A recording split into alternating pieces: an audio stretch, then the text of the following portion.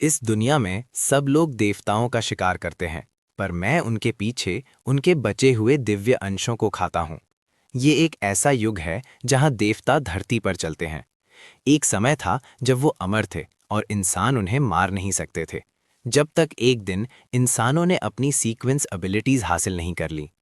कुछ ने खुद को छुपाने की शक्ति पाई, शैडो ब्लेड सीक्वेंस।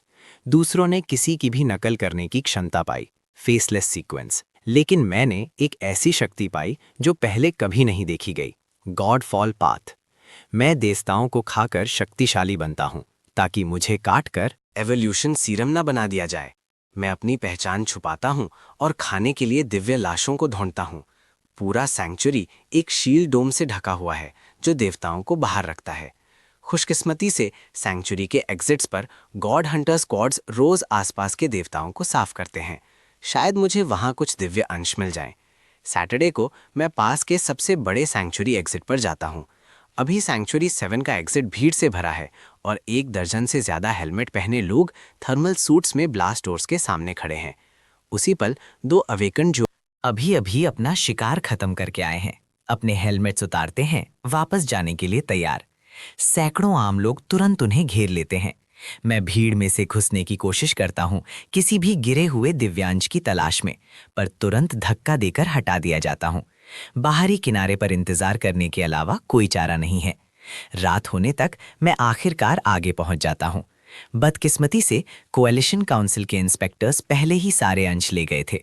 मुझे कुछ नहीं मिलता। जैसे ही मैं सोचता हूं कि आज का दिन पूरी तरह बेकार गया, मुझे एक हिलता डुलता कान दिखता है जो एक अवेकेंड के बैकपैक से गिर रहा है। मेरी आंखें हिलते डुलते कान को देखकर चमक उठती हैं। मैं मुश्किल से अपना थूक निगलता हूँ उसे उठाने के लिए तैयार, जब कोई नहीं देख रहा हो। पर एक जैनिटर उसे अपने डस्ट पैन में उठाकर चला जाता है।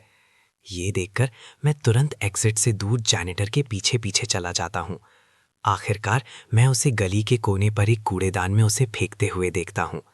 जैनिटर के जाने के बाद मैं जोश में दौड़कर कूड़ेदान खोलता हूँ, पर जब मैं देखता हूँ कि अंदर क्या है, मैं जम जाता हूँ। ये पूरी तरह से दिव्य अंशों से भरा हुआ है, एक शाही दावत। दिव्य अंशों से भरे कूड़ेदान को देखते हुए मैं अपने होंठ चाटता हूँ। मैं सच में चुना हुआ इंसान हूँ।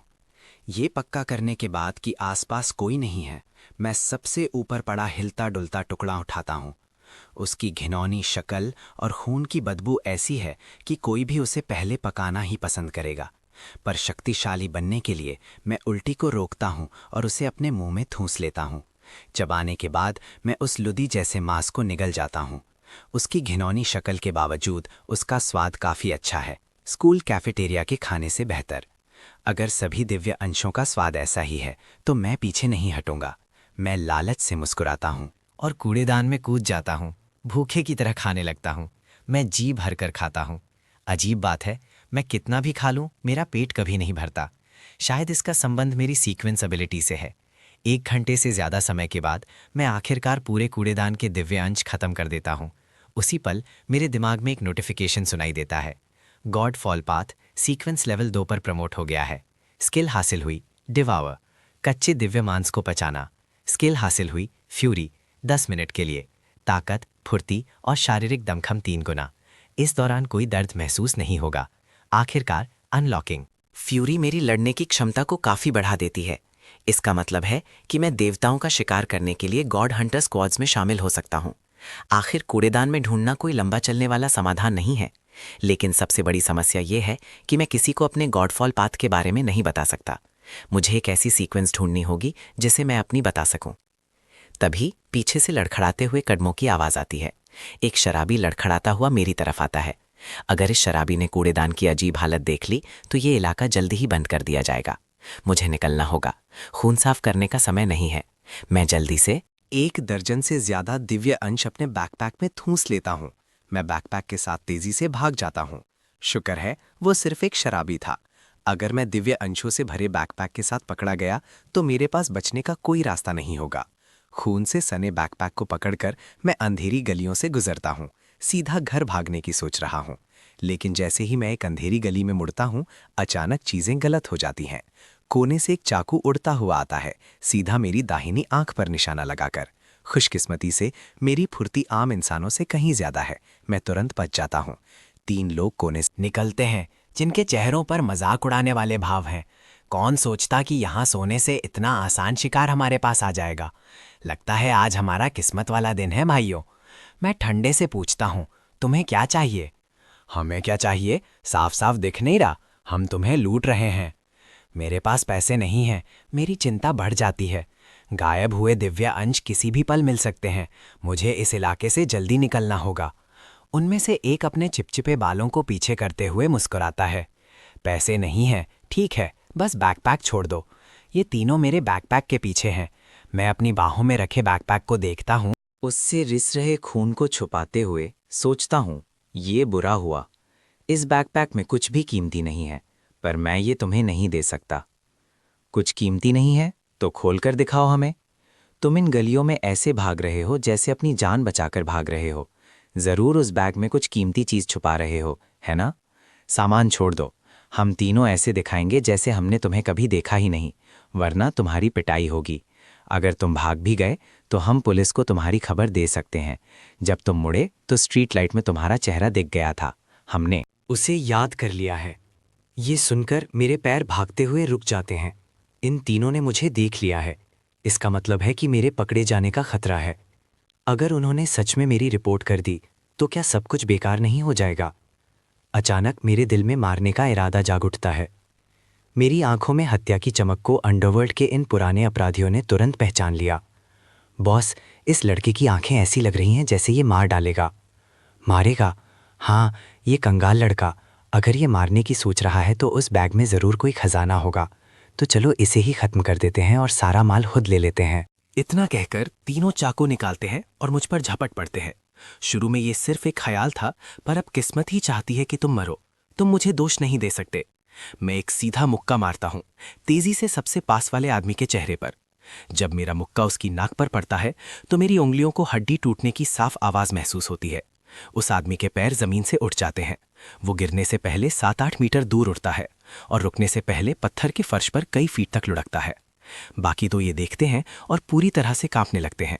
वो तुरंत समझ जाते हैं कि उन्होंने एक अवेकंट को उकसाया है, पर डर के बावजूद दोनों में से कोई पीछे नहीं हटता। इस मोड़ पर या तो मारो या मारो। गिड़गिड़ाने से कुछ नहीं होगा। जिंदा बचने का एक ही तरीका है, उसे मार दो। दोनों और भी पागलों की तरह हमला करते हैं, अपने चाकू से अंधाधुंध वार करते हुए। मैं अपना बायां पैर पीछे करता हूं और दाएं से स्वीप करके एक आदमी की कमर पर सीधा लात मारता हूं। हड्डी टूटने की और साफ आवाजें मेरी टांग तक आती हैं। वो आदमी एक अजीब एंगल पर आधा मुड़ जाता है।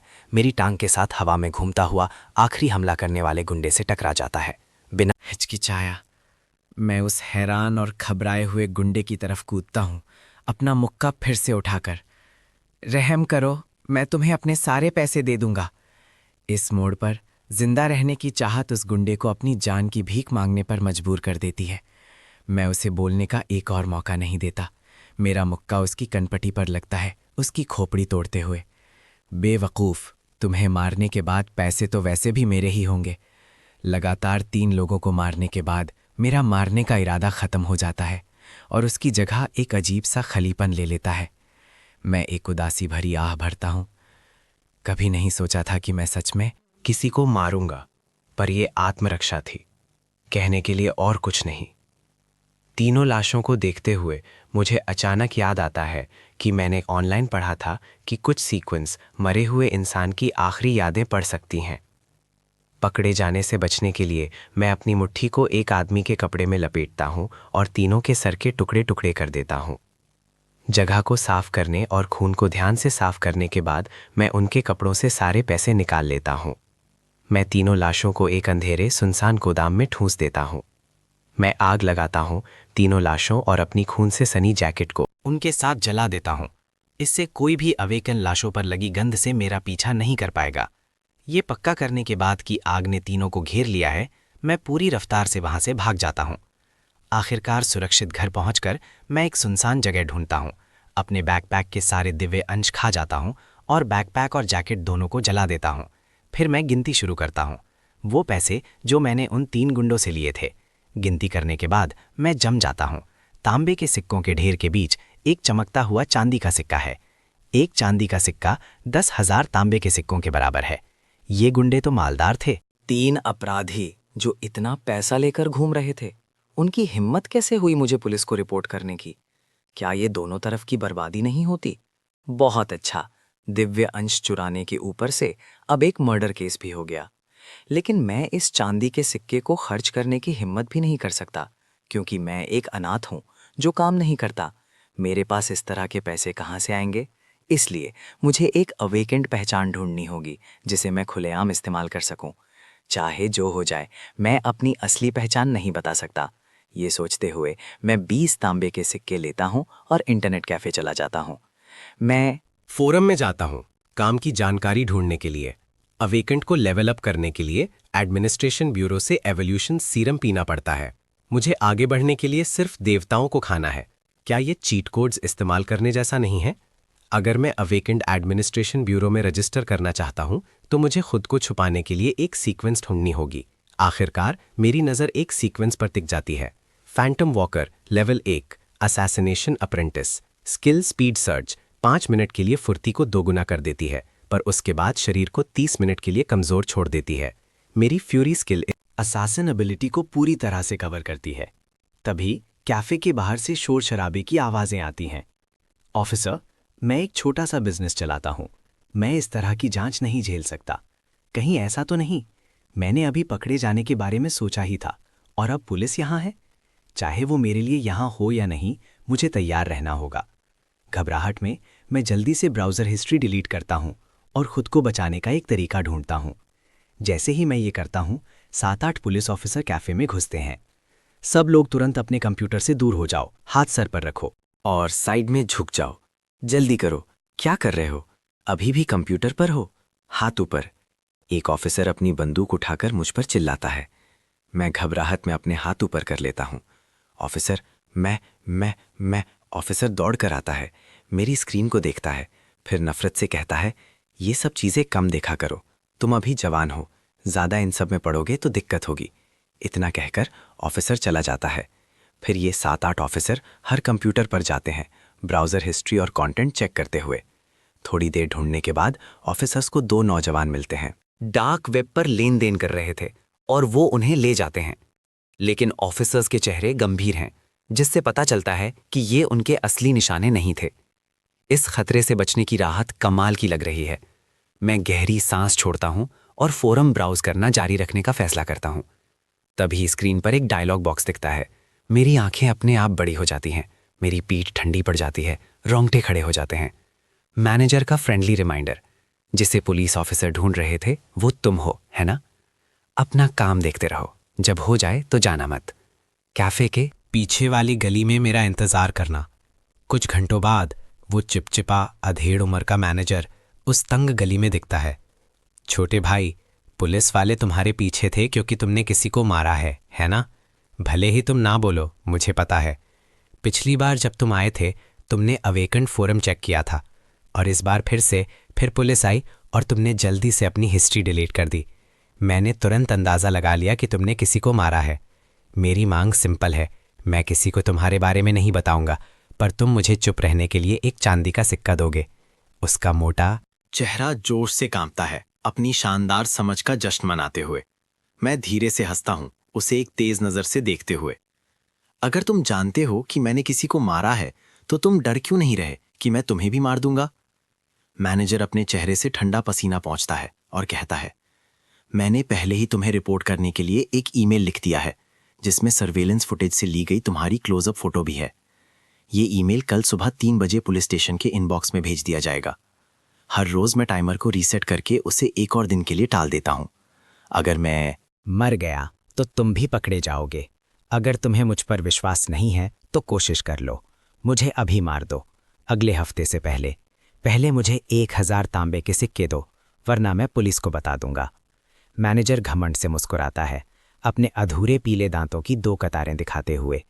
मैं कोई जवाब नहीं देता, मैं बस मुड़ता हूं और गली से निकल जाता हूं। अचानक मैनेजर को एहसास होता है कि वो मेरा नाम नहीं जानता। वैसे मैं डेनिस लाव हूं, तुम्हारा नाम क्या है? मैं चुपचाप चलता रहता हूं, अभी भी जवाब नहीं दे रहा। एक मरे हुए आदमी को मेरा नाम जानने की ज़रूरत नहीं है। गली से निकलने के बाद मैं अंधेरे में छिप जाता हूँ, चुपचाप डेनिस का पीछा करते हुए जब तक वो घर नहीं पहुंच जाता। मैं तेजी से निकलने से पहले उसका पता याद कर लेता हूँ। डेनिस को मारना आसान है, पर उसे मारने के बाद अपने राज को खुलने से बचाना मुश्किल है। अगले दिन मैं इंटरनेट कैफ़े के पास से घूम कर जाता हूँ, काउंटर पर डेनिस को दूर से देखते हुए। फिर मैं सीधा स्कूल चला जाता हूँ। आज डेनिस को मारने के लिए अच्छा दिन नहीं लग रहा है। स्कूल के एंट्रेंस पर मुझे हैरानी होती है। प्रिंसिपल आज कुछ अजीब ही कर रहे हैं। अपने पीछे कुछ छापलूस एडमिनिस्ट्रेटर्स के साथ गेट पर चेकिंग कर रहे हैं। क्योंकि मैंने कल अपना बैकपैक जला दिया था, इसीलिए एक टीचर मुझे रोकता है। तुम्हारे पास बैकपैक क्यों नहीं है? क्या तुम वीकेंड्स पर होमवर्क नहीं करते? स्कूल जितना बेकार, उतने ज्यादा नियम। इस टीचर के कठोर सवालों का जवाब देने ही वाला था कि अचानक मेरे पीछे से एक लड़की की आवाज आती है। टीचर, मार्कस इस वीकेंड मेरे साथ एक क्लासमेट के घर ट्यूटरिंग के लिए गया था और अपनी किताबें वहीं छोड़ आया। मैं उसकी क्लासमेट से कहा था कि मैं आज उसकी किताबें ले आऊंगी। मैं मुड़ता हूँ और देखता हूँ कि मुझे बचाने वाली जेड स्टर्लिंग है। मुझे नहीं पता कि वो मेरी मदद क्यों कर रही है, पर मैं हाँ में सिर हिलाता हूँ। फिर मैं मुड़कर स्कूल में चला जाता हूँ, पर जेड अपनी रफ्तार बढ़ाती है और मेरे पास आ जाती है। मार्कस, क्या तुम्हें मुझे कुछ कहना नहीं चाहिए? मैं जेड की चमकती मुस्कान को देखता हूँ और बिना किसी भाव के कहता हूँ, तुम्हें लगता है मुझे थैंक यू कहना चाहिए? जेड की मुस्कान एक पल के लिए जम जाती है, फिर वो एक नखरे भरे अंदाज में कहती है, मैंने पहले तुम्हारे साथ अच्छा बिहेव नहीं किया। तुमने मेरी मदद की, मैंने तुम्हारी मदद की। चलो हिसाब बराबर करते हैं, ठीक है? मुझे सच में अच्छा लगता है जब तुम मेरी परवाह करते हो। तुम हर दिन मेरी मोटिवेशन हो। मुझे एहसास हो गया है कि मैं तुम्हारे बिना नहीं जी सकती। फिर वो एक ऐसी मुस्कान देती है जो उसे लगता है कि बहुत आकर्षक है। ये अजीब सा इजहार जेड और उसके दोस्तों ने वीकेंड पर मार्कस के बारे में जानकारी के हिसाब से प्लान किया था। उन्हें यकीन था कि ये उस पर काम कर जाएगा। मुझे भी ये मजाकिया लग रहा है। मेरी यादों में मैं रोज़ भूखा रह लेता था, पर जेड के लिए नाश्ता ज़रूर लाता था। मैंने उसका सारा होमवर्क भी किया था। आखिर में जेड ने मेरा दिया हुआ नाश्ता लिया और अगली क्लास के ब्रैंडन यांग को दे दिया ताकि वो उसे खुश कर सके। जेड, मैं हमेशा से तुमसे कुछ पूछना चाहता था। तुम हमेशा मुझे ही निशाना क्यों बनाती हो? क्या कोई और लड़का तुम्हारा गुलाम बनने को तैयार नहीं है? जेड को उम्मीद नहीं थी कि मार्कस ऐसा कहेगा। वो सुन रह गई। क्या? तुम्हारा क्या मतलब है? अगर तुम्हें ब्रैंडन चाहिए तो उसके लिए खुद मेहनत करो। मुझे सीढ़ी की तरह इस्तेमाल करना बंद करो, ठीक है? तुम उसके ही नाश्ता ले जाना चाहती हो, पर बनवाती मुझसे हो। तुम उसके साथ जवाब मिलाना चाहती हो, इसीलिए तो उन्हें मुझसे लिखवाती हो। हर चीज़ के लिए मेरी ज़रूरत पड़ती है। क्यों ना मैं ही उससे शादी कर लूं? इन बेरहम शब्दों के साथ मैं जेड की साजिश का पर्दाफाश कर देता हूँ, जिससे वो घबरा जाती है। उसके चेहरे पर हैरानी साफ दिखती है। जेड, मुझे परेशान करना बंद करो। अपना होमवर्क करवाने के लिए कोई और गुलाम ढूंढो। अगर तुमने मुझे फिर से परेशान किया तो तुम नहीं चाहोगी कि ब्रैंडन को इस बारे में पता चले, है ना? जेड के चेहरे के भाव को पल पल बदलते देखकर मुझे बेहद सुकून मिलता है। इस बार मेरी बातों ने आखिरकार काम कर दिया। उस दोपहर स्कूल के बाद मैं घर जल्दी नहीं जाता, बल्कि मैं अपने वर्क स्टडी जॉब के लिए लाइब्रेरी जाता हूँ। जो मैं नहीं जानता वो ये है कि जेड और उसके दोस्त चुपके से मेरा पीछा कर रहे हैं। जेड, क्या तुम सच में उसका पीछा करना चाहती हो? हम इतने सारे लोग हैं, स्कूल से निकलते ही वो ज़रूर देख लेगा। मैंने आज ब्रैंडन से जवाब नहीं मिलाया और ना ही उसके लिए नाश्ता लाई। ब्रैंडन पहले से ही मुझे इग्नोर कर रहा है। अगर मुझे पता चला कि किसने चुगली की है तो मैं उसे बात करना सिखा दूंगी। मैंने कभी नहीं सोचा था कि लाइब्रेरी में काम करते वक्त मुझ पर नज़र रखी जाएगी। किताबें ठीक करते वक्त मेरी नज़र शेल्फ्स के पास एक लड़की पर पड़ती है जो एक प्रैक्टिस बुक के पन्ने पलट रही थी। मैं शालीनता से उसके पास जाकर उसे बंद होने के समय के बारे में याद दिलाता हूँ। जब हमारी आंखें मिलती हैं, मेरी नज़र एक पल के लिए रुक जाती है। बंद करने में बाधा डालने के लिए माफ़ कीजिए। वो लड़की मुझे और मिसेस रोज़ को झुककर सलाम करती है और फिर अपना बैकपैक लेकर जल्दी से चली जाती है। मैं सिर्फ ये सोचता हूँ कि ये लड़की बहुत सुंदर है, पर याद नहीं कर पाता कि ये कौन है। मिसेस रोज़ आह भरती हैं। विवियन कितनी अच्छी बच्ची है, पढ़ाई में अच्छी है और इतनी आज्ञाकारी। काश मेरी पोती भी इतनी ही समझदार होती। तभी मुझे एहसास होता है कि ये विवियन चेन है। ये नाम तो एक मिसाल है। वो हर एग्ज़ाम में अपनी ग्रेड में टॉप करती है। सुंदर और होशियार, स्कूल की जानी मानी सुंदरी। कई लड़के उसके पीछे पड़ते हैं, पर वो सबको शालीनता से मना कर देती है। मेरी तरह वो भी एक गरीब परिवार से है और अपनी दादी के साथ रहती है। पर इस सब का मुझसे क्या लेना देना। लाइब्रेरी से निकलने के बाद मैं पहले उसके पीछे बने रेस्टरूम में जाता हूँ। जैसे ही मैं काम खत्म करके निकलने की तैयारी करता हूँ, मुझे अचानक बगल से थप्पड़ की आवाज़ सुनाई देती है। बोल, क्या वो तुम थी? तुम चुड़ैल जिसने मार्कस को मेरे और ब्रैंडन के बारे में बताया? मैंने तुमसे कहा ना, मैं मार्कस को नहीं जानती, मैं ब्रैंडन को नहीं जानती और ना ही तुम्हें जानती हूँ। अभी भी जबान लड़ा रही है। मार्कस ने आज सिर्फ तुमसे और मिसेस रोज से बात की। अगर तुम नहीं थी तो क्या वो बुढ़िया थी? जेड, इसकी बात पर विश्वास मत करो। विवियन जैसी लड़कियां जो होशियार और सुंदर होती हैं, सबकी सब जहरीली होती हैं। वो पॉपुलर होने के लिए लड़कों को फंसाती हैं। मैं जेड से कोई लेना देना नहीं रखना चाहता, पर विवियन मेरी वजह से बेवजह इसमें फंस गई थी। नैतिक रूप से मुझे आगे आना ही होगा। मैं अपने हाथ धोता हूँ और लड़कियों के रेस्टरूम की तरफ चलता हूँ। जेड, इतना तमाशा लगा रखा है, शांति से सूसू भी नहीं करने दे रही। क्या तुम चाहती हो कि मैं सब कुछ ब्रैंडन को बता दूं, तभी तुम्हें शांति मिलेगी? जेड एक पल के लिए जम जाती है, फिर शांत हो जाती है। मार्कस, हट से आगे मत बढ़ो। मैंने तुम्हें परेशान नहीं किया, तुम्हें इतनी परवाह क्यों हो रही है? मैं उसे अनदेखा करता हूं और विवियन को बाहर खींच लेता हूं। उसने तुम्हें 2 थप्पड़ मारे हैं ना? विवियन मुझे बिना किसी एहसान के देखती है। आखिरकार मैं ही तो हूं जिसने उसे इसमें घसीटा है। जैसे ही मैं अपनी बात खत्म करता हूं, मैं जेड के चेहरे पर 2 थप्पड़ जड़ देता हूं। सब लोग जम जाते हैं। विवियन हैरानी से मुझे घूरती है। शायद इस अनजान क्लासमेट की हरकत को समझ नहीं पा रही थी। उसने उम्मीद नहीं की थी कि मैं इतनी जल्दी फैसला लूंगा। मार्कस, जेड अपना चेहरा ढक लेती है, मुझे गुस्से से घूरते हुए। भौंकना बंद करो, तुम्हारा और मेरा हिसाब बराबर, और अब विवियन का कर्ज भी चुकता हो गया, समझी? जेड की आंखों में खतरनाक चमक आ जाती है। मार्कस, तुम इसके लिए पछताओगे। ये सुनकर मुझे अचानक याद आता है कि जेड का अंकल एक गुंडा है। मैं गली के गुंडों से नहीं डरता, पर विवियन को चोट लग सकती है। मैं हमेशा विवियन और जेड पर नजर नहीं रख सकता। तभी मुझे अचानक एक परफेक्ट समाधान सूझता है। जेड, मैं इंटरनेट कैफे जाऊंगा और तुम्हारे और मेरे बारे में सब कुछ एक ईमेल में लिखकर अगले मंडे ब्रैंडन के इनबॉक्स में भेजने के लिए शेड्यूल कर दूंगा। अगर मुझे या विवियन को कुछ भी हुआ तो तुम ब्रैंडन को भूल जाना। जेड ने असल में अपने अंकल से मार्कस और विवियन को सबक सिखाने या उन्हें सैंक्चुरी से ही मिटा देने का प्लान बनाया था, लेकिन मार्कस ने उस रास्ते को पूरी तरह बंद कर दिया। वो गुस्से से चिल्लाती है, मार्कस, मैं तुम्हारे जैसे खतरनाक इंसान से कभी नहीं मिली। खैर, आज तुम्हारा किस्मत वाला दिन है। मैं नाक से कोड़ता, ठंडे से विवियन को खींचकर ले जाते हुए बिना कुछ बोले। मुझे काफी अच्छा महसूस हो रहा है। पता नहीं आज मैंने कितनी बार डेनिस के बारे में सोचा है। ये पहली बार है जब मुझे लग रहा है कि उससे मुझे कुछ फायदा हुआ है। अगली सुबह घर से निकलते हुए मैं एक बार फिर इंटरनेट कैफे के एंट्रेंस की तरफ घूम कर जाता हूँ। इस बार मुझे पता चलता है कि काउंटर पर डेनिस नहीं बल्कि एक दाढ़ी वाला अधेड़ोमर का आदमी है। मौका आ गया है। मैं अपनी हुडी ऊपर खींचता हूँ, एंट्रेंस के कैमरा से बचता हूँ और काउंटर पर बैठे दाढ़ी वाले आदमी को बाहर आने का इशारा करता हूँ। वो आदमी उलझन में दिखता है, पर फिर भी बाहर आ जाता है। जब हम उस जगह पहुंचते हैं जहां मैंने उस रात टेनिस से बात की थी, मैं पूछता हूं, क्या आप कैफे के मालिक हैं? उस दिन पुलिस आपके कैफे से जिन 2 लोगों को ले गई थी, उनमें से एक मेरा दोस्त था। उसने वहां कुछ छोड़ा था। मैं सर्वेलेंस फुटेज चेक करना चाहता हूं। कैफे का मालिक नाक से कोड़ता है। लड़के, क्या तुम मेरे साथ मजाक कर रहे हो? तुम्हें क्या लगता है तुम जब चाहो सर्वेलेंस फुटेज देख सकते हो? जो उसने मेरे लिए छोड़ा है उसकी कीमत 20 चांदी के सिक्के हैं। अगर मुझे वो मिल गया तो मैं आपको 1 दे दूंगा। बोलते हुए मैं एक चांदी का सिक्का निकालता हूं। ये सिक्का तारों के नीचे हल्की सफेद रोशनी से चमक रहा है। ये तुरंत इंटरनेट कैफे के मालिक का ध्यान खींच लेता है। उसकी आंखें 2 बार छपकती हैं और आखिरकार वो मुझे कैफे के बगल वाले एक अंधेरे स्टोरेज रूम में ले जाता है। सारी सर्वेलेंस फुटेज यहाँ है, खुद देख लो। मैं एक पल के लिए हिचकिचाता हूँ, फिर सर हिलाकर फुटेज चेक करने चला जाता हूँ। मुझे उस दिन की फुटेज मिलती है और मैं तुरंत तेवर चढ़ाता हूँ।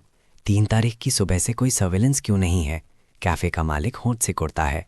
बिजली इतनी महंगी है, मैं उन कैमरा को हमेशा चालू नहीं रख सकता। मैं आमतौर पर उन्हें कुछ दिनों में एक बार चालू करता हूँ। ठीक है, मैं समझ गया, शुक्रिया। कोई बात नहीं, अगर कुछ चाहिए हो तो बस बता देना। मेरा नाम फ्रैंक वॉन्ग है, तुम मुझे फ्रैंक बुला सकते हो। ठीक है फ्रैंक, मैं ये याद रखूंगा। मैं तुम्हारे सहयोग के बारे में बता दूंगा, चिंता मत करो। जब तक मैं ठीक हूं तुम्हें कोई परेशानी नहीं होगी। मैं हल्की मुस्कान के साथ इंटरनेट कैफे से निकल जाता हूँ। मैं डेनिस ल्यू के घर की तरफ निकल पड़ता हूँ। मुझे 99% यकीन है कि मैं अब डेनिस से निपट सकता हूँ। सारे सबूत एक ही चीज़ की तरफ इशारा करते हैं। डेनिस झूठ बोल रहा है। जिस सर्वेलेंस स्क्रीनशॉट की वो बात कर रहा था वो है ही नहीं। मैं आखिरकार पूरे विश्वास के साथ डेनिस का फैसला कर सकता हूँ। मैं पूरी रफ्तार से डेनिस के घर की तरफ दौड़ता हूँ और चुपके से उसके दरवाजे के पास पहुँचता हूँ। एंट्रेंस पर कचरे का ढेर लगा हुआ है। चोरी का नाटक करने के लिए मैं जोर से दरवाज़ा नहीं तोड़ता, बल्कि मैं अपनी आस्तीन से डेनिस का दरवाज़ा खटखटाता हूँ। मैं अपनी आवाज़ हल्की करता हूँ, एक 30 साल के आदमी होने का नाटक करते हुए। पड़ोसी, तुम्हारा कचरा बदबू मार रहा है, इसे हटाओ। अंदर से डेनिस की बेचैन आवाज़ आती है। पागल हो क्या? तुम्हें इससे क्या मतलब? कचरा रास्ता नहीं रोक रहा है, तुम अपना काम करो। ये देखकर कि डेनिस दरवाजा नहीं खोलेगा, मैं सीधा चिल्लाता हूँ, अगर तुमने दरवाजा नहीं खोला तो मैं तुम्हें यहीं रोक लूंगा। मैं नहीं मानता कि तुम काम नहीं करते। जब तुम काम पर जाओगे मैं तुम्हारे बॉस से शिकायत कर दूंगा। ये सुनकर डेनिस का आत्मविश्वास तुरंत कमजोर पड़ जाता है। ठीक है, मैं तुमसे डर गया। मैं थोड़ी देर में कचरा फेंक दूंगा। क्या मैं ज्यादा नरमी से पेश आ रहा हूँ? थोड़ी देर में, अभी, तुरंत। ठीक है वेटर। मैं कपड़े पहनकर बाहर आकर फेंक देता हूँ। कपड़े पहनने की आवाज़ आती है। डेनिस दरवाजे पर आता है और उसे खोलता है। मैं बस इसके पहले कि वो अपनी बात पूरी करता, वो बेहोश हो जाता है। मैं अपनी ताकत को काबू में रखता हूँ। जैसे ही दरवाज़ा खुलता है मैं डेनिस की ठुड्डी पर एक अपरकट मारता हूँ, जिससे वो बेहोश हो जाता है। फिर मैं तुरंत अंदर घुस जाता हूँ और डेनिस को पकड़ लेता हूँ, ताकि उसके भारी शरीर से आवाज़ ना हो, जिससे पड़ोसी अलर्ट हो जाए। दरवाज़ा बंद करने के बाद मैं एक ही झटके में डेनिस को अंदर के कमरे में घसीट लेता हूँ। डेनिस को बांधने के बाद मैं उसके ही बदबूदार मोजे से उसका मुंह बंद कर देता हूँ। फिर मैं कमरे की तलाशी लेता हूँ। डेनिस के घर में ज्यादा सामान नहीं है, बस कुछ 100 तांबे के सिक्के हैं। मुझे इन पैसों की जरूरत नहीं है, पर चोरी जैसा दिखाने के लिए मुझे ये लेने होंगे। थोड़ी देर काम करने के बाद पीछे से दबी हुई आवाजें आती हैं। मैं मुड़ता हूँ। डेनिस जाग गया है और मुझे डर से घूर रहा है। डेनिस डेस्परेशन में अपना सिर हिलाता है, भीख मांगने की कोशिश करते हुए। फिर उसकी आंखें खतरनाक हो जाती हैं, जैसे धमका रही हों। मैं आराम से कहता हूँ, मेरी आज फ्रैंक वॉन्ग से बात हुई, अंदाज़ा लगाओ क्या? डेनिस जम जाता है। उसकी आंखें लगातार भड़कती हैं। मेरी मुस्कान को देखकर उसे ऐसा लगता है जैसे वो मौत के फरिश्ते को देख रहा हो। मैं किचन में जाता हूँ। खाने का तेल का एक जग और एक चाकू निकालता हूँ। लालच की एक कीमत होती है, मैं वही वसूलने आया हूँ। कुछ मिनट बाद डेनिस के शरीर को आग में जलते देखकर मैं आखिरकार चैन की सांस लेता हूँ। मैं अपार्टमेंट से निकलता हूँ और नीचे चिल्लाता हूँ, आग, अपनी जान बचाओ। फिर यहाँ ज़्यादा गंध छोड़ने से बचने के लिए मैं अपनी फ्यूरी स्किल एक्टिवेट करता हूँ और पूरी रफ्तार से दौड़ता हूँ, जितनी जल्दी हो सके स्कूल की तरफ भागते हुए। स्कूल के पास मैं मुख्य सड़क पर वापस आ जाता हूँ, कैंपस में आराम से चलते हुए। मेरी बेहतरीन शारीरिक हालत और फ्यूरी के 3 गुना फुर्ती बूस्ट के कारण डेनिस के घर से स्कूल के पास तक भागने में सिर्फ 5 या 6 मिनट लगते हैं। हालांकि ये मेरे रोज के आने जाने से थोड़ा धीमा है, पर यह चलेगा। एक लगभग परफेक्ट एलिबाई। मुझे उम्मीद है कि पुलिस इस केस को जल्दी से एक चोरी का मामला मान लेगी। कुछ दिनों में जब मामला शांत हो जाएगा, मुझे अवेकेंड एडमिनिस्ट्रेशन ब्यूरो में रजिस्टर कर लेना चाहिए। ब्लैकमेल होना दम घुटने से भी बुरा लगता है। मुझे भविष्य में और ज़्यादा सावधान रहना होगा। किसी को मुझे फिर से पकड़ने नहीं दे सकता। स्कूल पहुंचकर मैं एक शांत चेहरा बनाए रखता हूं। कोई सोच भी नहीं सकता था कि बस 10 मिनट पहले मैंने किसी को मारा है। दोपहर में जब मैं लाइब्रेरी की शेल्फ्स ठीक कर लेता हूं, विवियन हमेशा की तरह बंद होने तक लाइब्रेरी में पढ़ती है, इसलिए मैं उसके साथ स्कूल से निकलता हूं। हम कल वाले चौराहे पर पहुंचते हैं। जब अलग होने का समय आता है, विवियन कहती है गुड बाय। जैसे ही वो मुड़ने वाली होती है, मैं उसके बैकपैक का स्ट्रैप पकड़ लेता हूँ। मैं हल्का सा मुस्कुराता हूँ, पर मेरी आंखें ठंडी हैं। मैं आज तुम्हें घर छोड़ने जा रहा हूँ। विवियन को समझ नहीं आता कि मार्कस अचानक क्यों बदल गया है, इतना प्रोएक्टिव हो गया है। ज़रूरत नहीं है। बिना उसे विरोध करने दिए मैं उसका हाथ खींचता हूँ और उसके घर की तरफ चल पड़ता हूँ। विवियन तेवर चढ़ाती है और छूटने की कोशिश करती है, पर मुझे बहुत धीमी आवाज़ में कहते सुनती है, मैंने कल जेड को चेतावनी दी थी। उम्मीद नहीं थी कि वो आज फिर से पीछा करेगी। अब विवियन पूरी तरह से चौंक जाती है। वो घबराकर पीछे देखती है पर कुछ नहीं दिखता। मेरा घर उस तरफ नहीं है, विवियन थोड़ा डरते हुए कहती है।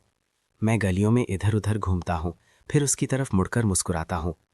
क्या तुम चाहती हो कि मैं किसी को तुम्हारे दरवाजे पर मारूं? विवियन की आंखें हैरानी से फैल जाती हैं। उसे लगता है मैं मजाक कर रहा हूँ, पर मेरी अभी की ठंडी नज़र उसे एहसास दिलाती है कि मैं शायद सीरियस हूँ। नहीं नहीं नहीं मार्कस, क्या हमें जेड और उनसे बात नहीं करनी चाहिए? क्लासमेट्स को लड़ने मरने की ज़रूरत नहीं है। अगर ये जेड पीछा कर रही होती तो मैं उसे बस 2 थप्पड़ मारकर भेज देता। ये जेड नहीं है तो फिर कौन है? मैं एक तिरस्कार भरी मुस्कान के साथ पीछे देखता हूं और विवियन को आगे खींचता रहता हूं। वो भी पीछे देखती है। उसी पल उसे अचानक दिखता है कि जिस गली से वो अभी गुजरे हैं वहां से अचानक 7-8 अंधेरी परछाइयां निकलती हैं। परछाइयों के हाथ में उनके आकार से हथियार दिख रहे हैं, लोहे की रॉड और छोटे चाकू। विवियन तुरंत घबराहट में मेरी तरफ देखती है। वो शायद जेड के अंकल हैं। उसका अंकल इस इलाके का जाना माना गुंडा है। उसने पहले भी किसी को मारा है। उसका अंकल हमारा पीछा क्यों कर रहा है? मैं एक पल के लिए सोचता हूँ, हम दोनों को मारने के लिए। वो शायद पहले मुझे मारेंगे, फिर जान से मार देंगे। रही बात कि वो तुम्हारे साथ क्या करेंगे, विवियन तुरंत अपने कॉलर को ढक लेती है। पर क्यों? हमें क्यों मारेंगे? तुमने सुना ना मैंने कल उससे क्या कहा था? उसके और ब्रैंडन के मामले की वजह से। ये ब्रैंडन आखिर है कौन? बस एक आम लड़का है, पर उसका अंकल अवेकंड है, इसीलिए वो आजकल काफी आगे बढ़ रहा है। जेड ब्रैंडन के सहारे अमीर लड़के से शादी करके ऐशो आराम की जिंदगी जीना चाहती है। पर तुमने तो कहा था कि तुमने सेटअप कर दिया है। एक शेड्यूल्ड ईमेल का। मैं विवियन पर हल्का सा मुस्कुराता हूँ। मैंने उसे झूठ बोला था। इंटरनेट कैफे के पैसे महंगे होते हैं, मेरे पास वो पैसे कहाँ से आते? शायद उसे ये समझ आ गया होगा, इसीलिए उसने अपने अंकल को मुझसे निपटने के लिए भेजा है। विवियन पूरी तरह से हैरान है।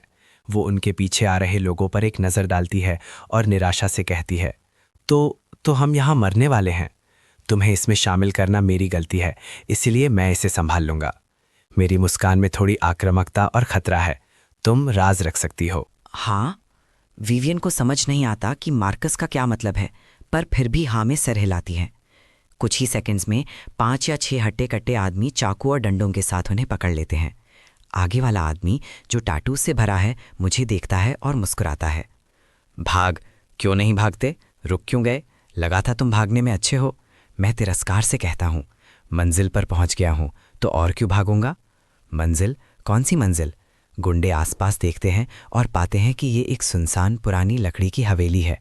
टाटू वाला आदमी पूछता है, इस जगह में क्या खास है? ये जगह बहुत खास है, खासकर मारने के लिए अच्छी है। आदमी पहले चौंक जाते हैं, फिर उनके चेहरों पर मजाक उड़ाने वाली मुस्कान आ जाती है। पागल हो क्या? पहली बार देखा है कि मरने वाला इंसान अपनी दफनाने की जगह खुद चुन रहा है। पर इस पल मैं एक धुंधली परछाई बन जाता हूँ। एक आदमी के सीने पर लात मारता हूँ। किसी को नहीं दिखता कि क्या हुआ, उन्हें सिर्फ अपने साथी को अचानक दूर उड़ते हुए दिखता है। वो घबराकर पीछे देखते हैं और देखते हैं कि उस आदमी का सीना एक फूटी हुई गेंद की तरह अंदर धंस गया है। मरने से पहले उसके चेहरे पर हैरानी और डर है। अंधेरा माहौल उसके चेहरे को धुंधला कर देता है, जिससे सबको एक अजीब सा डर महसूस होता है। अपने साथी की हालत देखकर उन्हें तुरंत एहसास हो जाता है कि मार्कस अवेकेंड है। ये कैसे हो सकता है? पेंगुइन एकेडमी जैसे कचरा स्कूल में एक अवेकेंड छात्रा कैसे हो सकता है? इससे पहले कि वो कुछ समझ पाते, मैं एक और मुक्का मारता हूँ, एक आदमी के गले पर टोप के गोले की तरह। आदमी पीछे गिरता है, पर उसका सिर जैसे किसी कठपुतली की डोरी कट गई हो कई मीटर दूर उड़ता है, ठीक विवियन के सामने आकर गिरता है। वो चिल्लाती है और कई कदम पीछे कूद जाती है। पर मुझे ऐसा लगता है कि विवेन की चीख उतनी डरी हुई नहीं थी। मैं इस अजीब बात पर ज्यादा ध्यान नहीं देता। बाकी बचे आदमियों को देखते हुए टाटू वाले आदमी की आंखों की पतलियां कांपती हैं। उसके सिर से ठंडा पसीना बहता है। वो जैसे बेजान सा खड़ा हो जाता है। टाटू वाले आदमी के अलावा बचे 2 लोग तुरंत घुटने टेक देते हैं। कृपया हमें छोड़ दो, हमें छोड़ दो, हमें पता नहीं था, हमें एक मौका दो। ये सब विंस क्रूज ने हमसे करवाया था, इससे हमारा कोई लेना देना नहीं है। मैं उन्हें पूरी तरह अनदेखा करता हूँ। दोनों आदमियों के जबड़े पर लात मारता हूँ। वो पीछे उड़ते हैं, उनके सिर पहली 2 थप्पड़ों के साथ जमीन से टकराते हैं, एक साथ दूसरी दुनिया के लिए निकल जाते हैं। सिर्फ कांपता हुआ बेजुबान टाटू वाला आदमी बचता है। मैं उसके कंधे पर थपथपाता हूँ और दिलचस्पी से कहता हूँ, तुम मेरे और जेट के बारे में जानते हो, है ना? मैं तुम्हें अंकल बुला सकता था। किस्मत खराब है। विंस तुरंत समझ जाता है, एक अजीब चापलूसी वाली मुस्कान जबरदस्ती लाते हुए। अभी भी मौका है, देर नहीं हुई, हम परिवार बन सकते हैं। जेट अभी बच्ची है, मैं घर जाकर उसे सबक सिखाऊंगा। मैं पक्का करूंगा कि मैं एक लाचार की तरह आ भरता हूं। जो हो गया सो हो गया। क्यों? एक अवेकेंड मेरे जैसे के लिए गिड़गिड़ाएगा? तुमने नहीं कहा था कि जेड तुम्हारे परिवार की उम्मीद है? विंस खालीपन से सिर हिलाता है, ये समझे बिना कि मार्कस का क्या मतलब है। मेरे रहते हुए तुम्हारे परिवार की कोई उम्मीद नहीं है, पर मैं तुम्हें एक रास्ता दिखा सकता हूँ। कृपया कृपया हमें बताओ, हम वही करेंगे जो आप कहोगे। अपने परिवार को दूसरी दुनिया में फिर से बनाओ। मैं विंस के चेहरे पर एक थप्पड़ मारता हूँ। उसका सिर पूरा 360 घूम जाता है, फिर वो साइड में गिर जाता है। चिंता मत करो, तुम रास्ते में अकेले नहीं होगे। थोड़ी देर में जब मैं फ्री हो जाऊंगा, मैं तुम्हारे पूरे परिवार को नीचे भेज दूंगा। तुमसे मिलने के लिए। सबको निपटने के बाद मैं चैन की सांस लेता हूं। मैंने फिर से किसी को मार दिया। ये कितने हैं याद नहीं, फर्क नहीं पड़ता। मैं आंगन के किनारे खड़ी विवियन को देखता हूं और उसके पास जाता हूं। विवियन पूरी तरह से कांपती है और घबरा कर पूछती है, तुम सच में एक अवेकेंड हो? तो क्या तुमने इन लाशों को ठिकाने लगाने के बारे में सोच लिया है? मुझे उम्मीद नहीं थी कि विवियन ये पूछेगी। क्या तुम्हें डर नहीं है कि मैं तुम्हें भी मार दूंगा? विवियन को भी शायद उम्मीद नहीं थी कि मार्कस ये पूछेगा, उसकी तरफ थोड़ी उलझन से देखते हुए। तुम मुझे क्यों मारोगे? क्योंकि तुमने मुझे मारते हुए देखा है। पर विवियन मासूम दिखती है। अगर तुम मुझे मारना चाहते तो तुम मुझे अकेले घर जाने दे सकते थे। वो ये काम करते थे, इतनी तकलीफ क्यों उठाई? मैं सिर हिलाता हूं। तुम काफी होशियार हो। पहली बार देखा है किसी को कत्ल देखने के बाद इतना शांत रहते हुए। मैं लाशों को कुएं में फेंक देता हूं, उनके नीचे टकराने की थप थप की आवाज सुनते हुए। शक से बचने के लिए मैं उनके जेब से पैसे भी नहीं निकालता। ये एक सूखा कुआं है। मैं एक पत्थर हटाकर उसे ढक देता हूं। इससे काम हो जाना चाहिए। वैसे भी यहाँ कोई नहीं आता, चलो चलते हैं। पर विवियन कहती है कि इससे हमारी गंध यहाँ रह जाएगी। अगर पुलिस जांच करेगी तो वो हमारा पता लगा सकती है। तुम क्या करोगे? इसे जला दो। ये जगह सुनसान है, इसलिए कोई इस पर ध्यान नहीं देता। अगर तुम इसे जलाओगे तो क्या इससे और ध्यान नहीं आएगा? गंध हटाने के लिए जलाना जरूरी नहीं है। कैफेटेरिया के खाने में तेज गंध होती है। तुम कैफेटेरिया का खाना यहाँ और कुएं में बिखरा सकते हो। थोड़ी देर में ये हमारी गंध को अपने आप ढक लेगा। मैं सिर हिलाता हूँ, फिर उसकी तरफ उलझन से देखता हूँ। तुम्हें ये सब चीजें कैसे पता है? मुझे पढ़ना पसंद है, मैंने ये किताबों में पढ़ा है। किताबों में इस तरह की चीजें होती हैं। तुम कौन सी किताबें पढ़ती हो? अपराध करने के 100 तरीके बिना पकड़े जाए। मैं इस नाजुक सी लड़की पर एक नई नजर डालता हूं, जिसका सर सिर्फ मेरी ठुड्डी तक पहुंचता है। हैरान हूं कि चीजें जैसी दिखती हैं वैसी होती नहीं है। घर पहुंचकर विवियन खुद को शांत करने के लिए कई गहरी सांसें लेती है, फिर मुड़ती है और दरवाजा खोलती है। दादी, मैं घर आ गई। जैसे ही वो बोलती है, अंदर मोमबत्तियां जल उठती हैं। पर दादी बूढ़ी हैं। हर रोज स्कूल से उसके घर आने से पहले वो मोमबत्तियों के पास बैठी इंतजार करती हैं।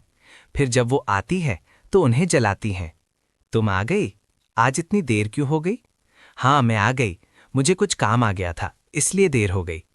विवियन किचन में जाती है और आज का कैफेटेरिया का खाना एक बर्तन में डालती है, अलग अलग आवाजें करते हुए। विवियन को किचन में व्यस्त सुनकर उसकी दादी की मुस्कान धीरे धीरे गायब हो जाती है। उनका चेहरा कड़वा हो जाता है। उस पर किसी और की गंध है और खून की हल्की सी महक। क्या वो फिर से किसी के साथ मारने गई थी? अगली दोपहर मैं इंटरनेट कैफे वापस जाता हूँ। मुझे कॉलेज एंट्रेंस एग्जाम से पहले अपनी अवेकेंड पहचान रजिस्टर करवानी होगी, ताकि मैं अवेकेंड यूनिवर्सिटीज़ में अप्लाई कर सकूँ। मैं फ्रैंक वॉन्ग को ढूंढता हूँ और सीधे मुद्दे पर आता हूँ। मैं एडमिनिस्ट्रेशन ब्यूरो में एक फर्जी सीक्वेंस रजिस्टर करवाना चाहता हूँ। मुझे किन बातों का ध्यान रखना चाहिए? ये सुनने के बाद फ्रैंक तुरंत अपनी नज़र हटा लेता है। तुम मुझसे पूछ रहे हो, मुझे कैसे पता होगा? मैं तो एक आम आदमी हूँ। मैं ब्यूरो के साथ तुम्हारे मामले में कैसे दखल दे सकता हूँ? मैं एक कुर्सी पर बैठता हूँ और अपनी टांगे क्रॉस करता हूँ। तुम्हें क्या लगता है वो चांदी का सिक्का आसानी से मिल गया था? फ्रैंक की चिंतित तिवारियां सिकुड़ जाती हैं। वो एक पल के लिए सोचता है, फिर अपने दांत पीस लेता है। ठीक है, मैं तुम्हें बता दूंगा, पर तुम बिल्कुल किसी को नहीं बताओगे। मैंने सुना है ब्यूरो के पास सीक्वेंसेस का पता लगाने के तरीके हैं, इसलिए अगर तुम एक फर्जी से रजिस्टर करवाना चाहते हो तो तुम सीधे नहीं जा सकते, तुम्हें किसी की मदद लेनी होगी। किसी की मदद लेनी होगी? किसको? मेरा दिल एक बार के लिए धड़क जाता है। अवेकेंड एडमिनिस्ट्रेशन ब्यूरो के अंदर कोई धोखाधड़ी में मदद करने की हिम्मत करता है? फ्रैंक फिर से हिचकिचाता है, फिर कहता है, मुझे नहीं पता किसकी मदद लेनी है, पर मुझे मोटा मोटा पता है कि ब्यूरो के इनसाइडर्स के बारे में किससे पूछना है? वो गोरी police officer detective Riley Morgan. 3 साल पहले वो यहाँ आई थी और मुझसे एक हिडन एड्रेस वाला कंप्यूटर सेटअप करवाया था। उसने उस पर किसी से अनजान रूप से ठीक इस बारे में बात की थी। वो चाहती थी कि वो इंसान उसकी पहचान फर्जी बनाने में उसकी मदद करे। ठीक है, मैं समझ गया, शुक्रिया, पर मुझे एक और मदद चाहिए। अगली सुबह एक एक करके पुलिस स्टेशन में ऑफिसर्स आते हैं। राइली भी उनमें से है। राइली, लगता है तुम्हारे एक लकर है। राइली लिफाफा लेती है और टेढ़ी मेढ़ी लिखावट को देखती है, थोड़ी उलझन में। ये कब आया? पता नहीं। शायद कल रात, शायद आज सुबह, शायद किसी बच्चे की शरारत है। राइली मुस्कुराती है, लिफाफा खोलती है और उस पर एक नज़र डालती है। उसकी मुस्कान तुरंत जम जाती है। शाम के 7 बजे एक सुनसान गली में राइली थकी हुई परछाई में खड़े नकाबपोश शख्स को देखती है। तुम्हें क्या चाहिए? मैं चाहती हूं कि तुम मुझे उससे मिलाओ जिसने तुम्हारी सीक्वेंस फर्जी बनाई है। राइली की आंखों की पुतलियां अचानक फैल जाती हैं, पर तभी वो नकाबपोश शख्स को बोलते सुनती है। मैं तुम्हें सलाह देती हूं, अपना दाहिना हाथ अपने कोट के नीचे रखी बंदूक से हटा लो। एक बार बंदूक चली तो तुम मुझे नहीं मार पाओगी और पीछे मुड़ने का कोई रास्ता नहीं होगा। राइली जम जाती है। उसे उम्मीद नहीं थी कि यह इंसान उसकी हरकत को देख लेगा। इतनी तेज समझ, पर उसका हाथ अभी भी बंदूक पर है। तुम बहुत आत्मविश्वासी हो, पर मुझे नहीं लगता कि तुम एक गोली से तेज हो। अपनी कोशिश बेकार मत करो। आने से पहले मैंने पुलिस स्टेशन को एक स्केड्यूल्ड मास ईमेल सेटअप कर दिया था। कल सुबह पुलिस स्टेशन में सबको पता चल जाएगा कि तुम्हारी सीक्वेंस फर्जी है। अगर मैं आज रात ईमेल की देरी को एडजस्ट करने के लिए वापस नहीं आ पाई तो तुम कल पकड़ी जाओगी। इसीलिए भले ही तुम मुझे मार दो, कोई फायदा नहीं है। क्या? राइली जम जाती है। उसे उम्मीद नहीं थी कि इस नकाबपोश इंसान के पास बैकअप प्लान है। अब वो सच में घबरा जाती है। वैसे भी तुम मुझे मार नहीं सकती। जबकि राइली हैरान है, मैं फ्यूरी एक्टिवेट करता हूँ जमीन से उछलते हुए। जब मैं रुकता हूँ, राइली की बंदूक पहले से ही मेरे हाथ में है। मैंने इतनी देर तक बात की और तुमने मुझ पर विश्वास नहीं किया। सच साबित करना पड़ा। राइली की आंखें तुरंत डर से भर जाती हैं। मैं उस इंसान को नहीं जानती। जिसके बारे में तुम बात कर रहे हो, एक और दोस्त ने मुझे बताया कि वो मेरी सीक्वेंस रजिस्टर करने में मेरी मदद कर सकते हैं। मैं बस इतना जानती हूँ कि वो इंसान आइशिको वर्चुअल चैट रूम का रेगुलर यूज़र है। अगर तुम उन्हें ढूंढना चाहते हो तो चैट रूम में 8 बार एंटर करो और वो इंसान तुमसे संपर्क करेगा। मैंने तुम्हें सब कुछ बता दिया है। क्या तुम मुझे मेरी बंदूक वापस दे सकती हो?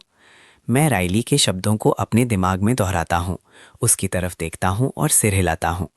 अपनी बंदूक वापस लेना एक अलग कीमत है। मुझे अपनी असली सीक्वेंस बताओ। सपने मत देखो। राइली गुस्से से कांपती है, मारने का इरादा निकालती है। मैं पुलिस ऑफिसर बनने के लिए कितनी मेहनत की। तुम जानते हो मैंने कितना कुछ झेला है। तुम बेरहम शैतान, क्या तुम मुझे बर्बाद करके ही शांत होगे? चाहे राइली कितना भी गुस्सा करे और शिकायत करे, मैं बस ठंडे से अपना सवाल दोहराता हूं। राइली की आंखें उसके गुस्से से पहले से ही लाल हो चुकी हैं। एक आखिरी आंसू उसके गाल से फिसलता है। रेवेलर, मेरी सीक्वेंस रेवेलर है। बोलने के बाद वो एक निराशा भरी मुस्कान दिखाती है, उसकी आत्मा जैसे चूस ली गई हो। मैं समझता हूं कि राइली ने अपनी पहचान छुपाने का फैसला क्यों किया। रेवेलर सबसे ज्यादा अपनी लेवल 1 स्किल यूफोरिया डोमेन के लिए मशहूर है, और यूफोरिया डोमेन ना सिर्फ इंसानों पर बल्कि देवताओं पर भी काम करता है। इसलिए रेवलर अवेकेंड के सिर्फ 2 ही अंजाम होते हैं: सैंक्चुरी के ऊपर वर्ग के लोगों के लिए खिलौने बनना, या सैंक्चुरी के बाहर देवताओं का शिकार करने के लिए चारा बनना। दोनों ही विकल्पों का मतलब अनंत दुख है। इसलिए रेवलर अवेकेंड सिर्फ अपनी पहचान छुपाकर आम लोगों की तरह जी सकते हैं। एक बार पकड़े जाने पर वापस लौटने का कोई रास्ता नहीं होता। पर मैं वहीं नहीं रुकता। अभी सड़क पर कोई नहीं है। मुझ पर यूफोरिया डोमेन इस्तेमाल करो। क्या तुम्हें मुझे हद तक धकेलना ही है? मैंने तुम्हें सब कुछ बता दिया है। तुम्हें और क्या चाहिए? राइली जोर जोर से रोती है, पर मैं बेभाव रहता हूँ। यूफोरिया डोमेन इस्तेमाल करो। मुझे पक्का करना होगा कि तुम सच में एक रेवलर हो, वरना मैं बंदूक लेकर चला जाऊंगा। ठीक है, तुम जीत गई। राइली अपने आंसू पोंछती है और अपने बिखरे हुए सुनहरे बालों को ठीक करती है। मैं रेवलर नहीं हूं, तुमने कैसे पता लगाया? क्या मेरा रोना कन्विंसिंग नहीं था? मेरी सीक्वेंस कोलोसस है। बोलते हुए वो अपना हाथ दिखाती है। मुझे नहीं पता वो क्या करती है, पर उसकी हथेली तुरंत फूल जाती है, कवच से ढक जाती है, फिर वो वापस सामान्य हो जाती है। अब क्या तुम मुझे मेरी बंदूक वापस दे सकती हो? 10 मिनट इंतजार करो, फिर कोलोसिस का दोबारा इस्तेमाल करो। मुझे पक्का करना है कि तुम एक असली कोलोसिस सीक्वेंस हो और ना कि सिर्फ एक फेसलेस जो कोलोसिस स्किल की नकल कर रही हो। अगर मुझे सही याद है, फेसलेस एक ही स्किल की लगातार नकल नहीं कर सकती। राइली की थोड़ी शांत मुस्कान तुरंत गायब हो जाती है। तुम सच में बहुत जिद्दी हो। तुम सही हो, मैं एक फेसलेस हूं। मैं सिर हिलाता हूं। आखिरकार उसके मुंह से निकलवा ही लिया। लगभग मुझे बेवकूफ बना ही दिया था। तुम होशियार हो, पर सावधान रहना। विक्टर के हाथों मत पड़ना, वरना मैं भी फंस जाऊंगा। राइली के तरीके से मैं सफलतापूर्वक एजेंट से संपर्क कर लेता हूं। जैसे ही मैं जाने वाला होता हूं, फ्रैंक की चीख अचानक बाहर से आती है। ऑफिसर, इतनी रात हो गई है, मेरा कैफे बंद होने वाला है, आप यहां फिर से क्यों आए हैं? पुलिस यहां रेड के लिए आई है। फ्रैंक मुझे जोर से अलर्ट करता है। मैं तुरंत समझ जाता हूं और जल्दी से ब्राउजर हिस्ट्री साफ कर देता हूं।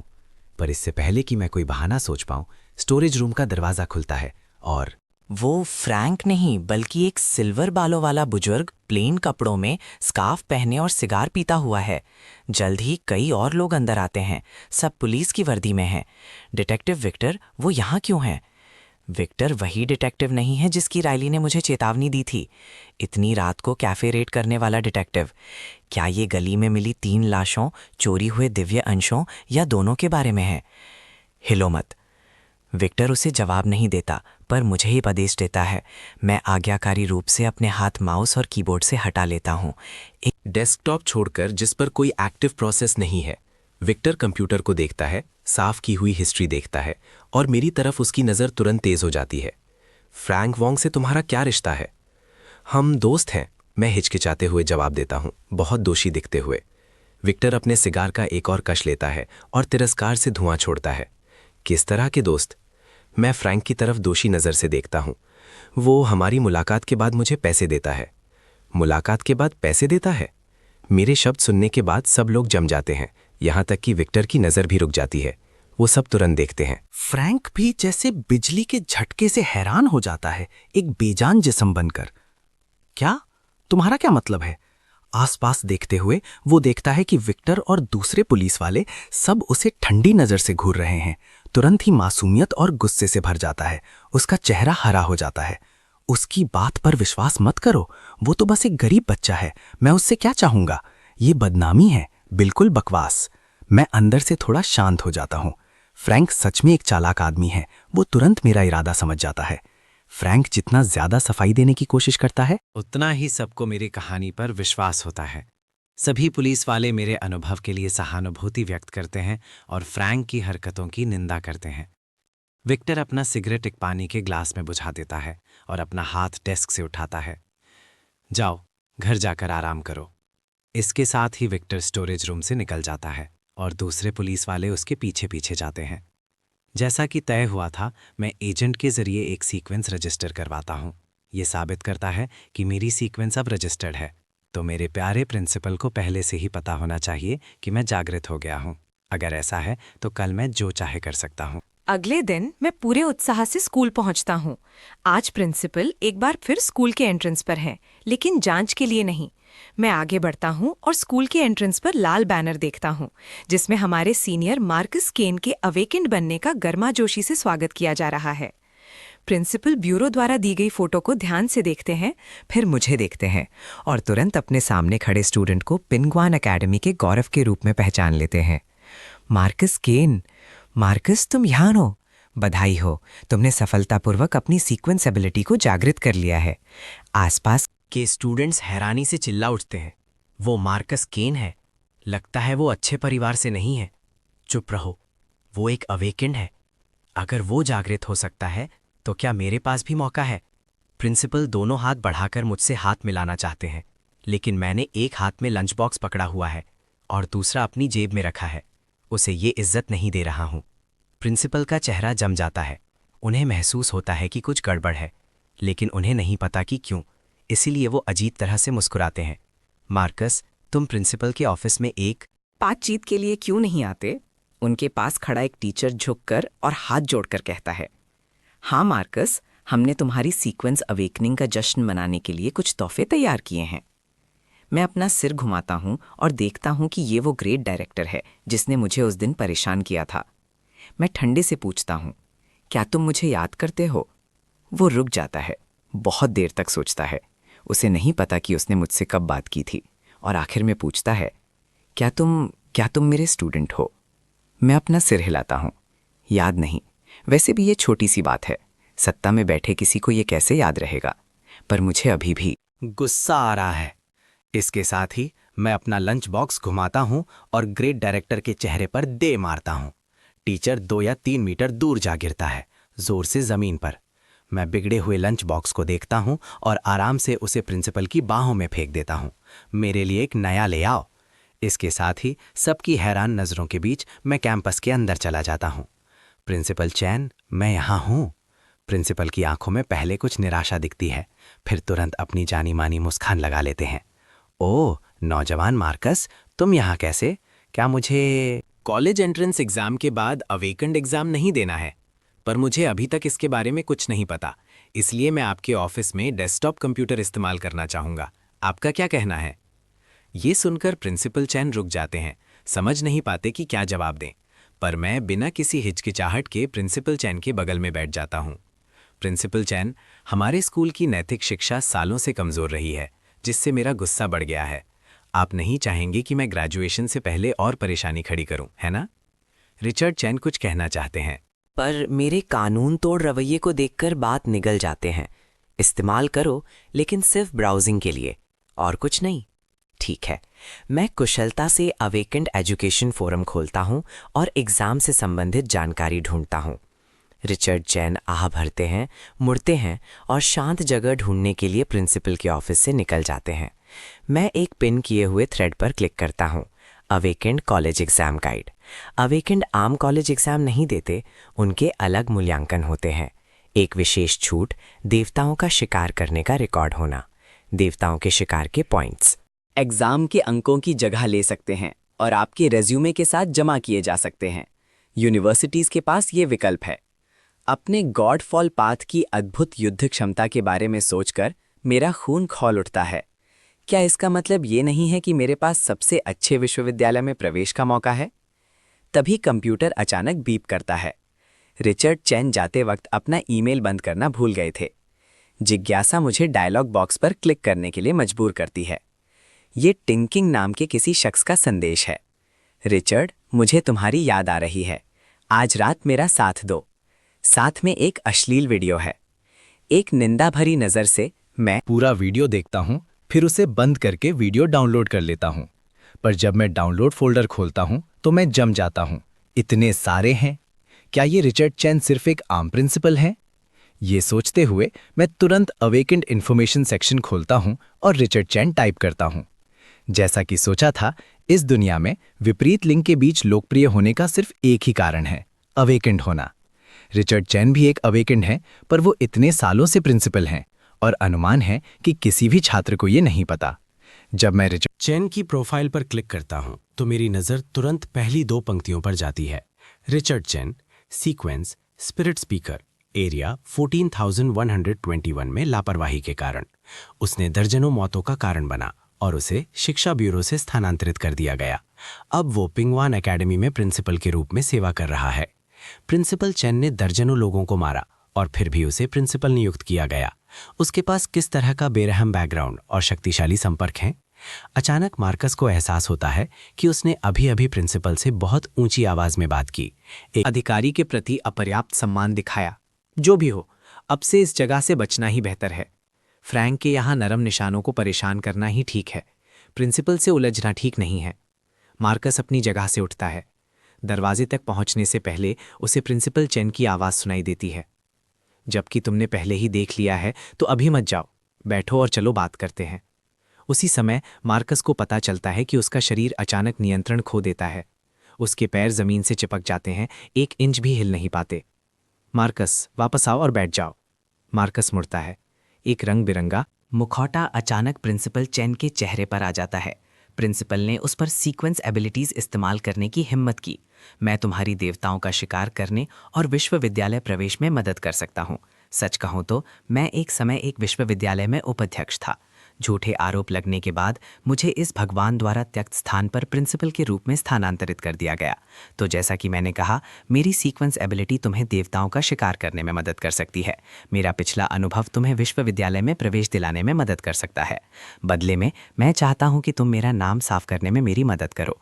इस झूठे आरोप के कारण मैंने अपना दर्जा, अपना शक्ति और मेरी पत्नी ने मुझे छोड़ दिया। मुझे उम्मीद है कि तुम मुझे चीजें ठीक करने में मदद कर सकते हो। चीजें ठीक करने? मार्कस अपने आप पर विश्वास न करते हुए इशारा करता है। एक छात्र जिसने अभी अभी सीक्वेंस एबिलिटीज जागृत की हैं। हालांकि थोड़ा घमंडी है, पर वो अभी भी अपनी सीमाएं जानता है।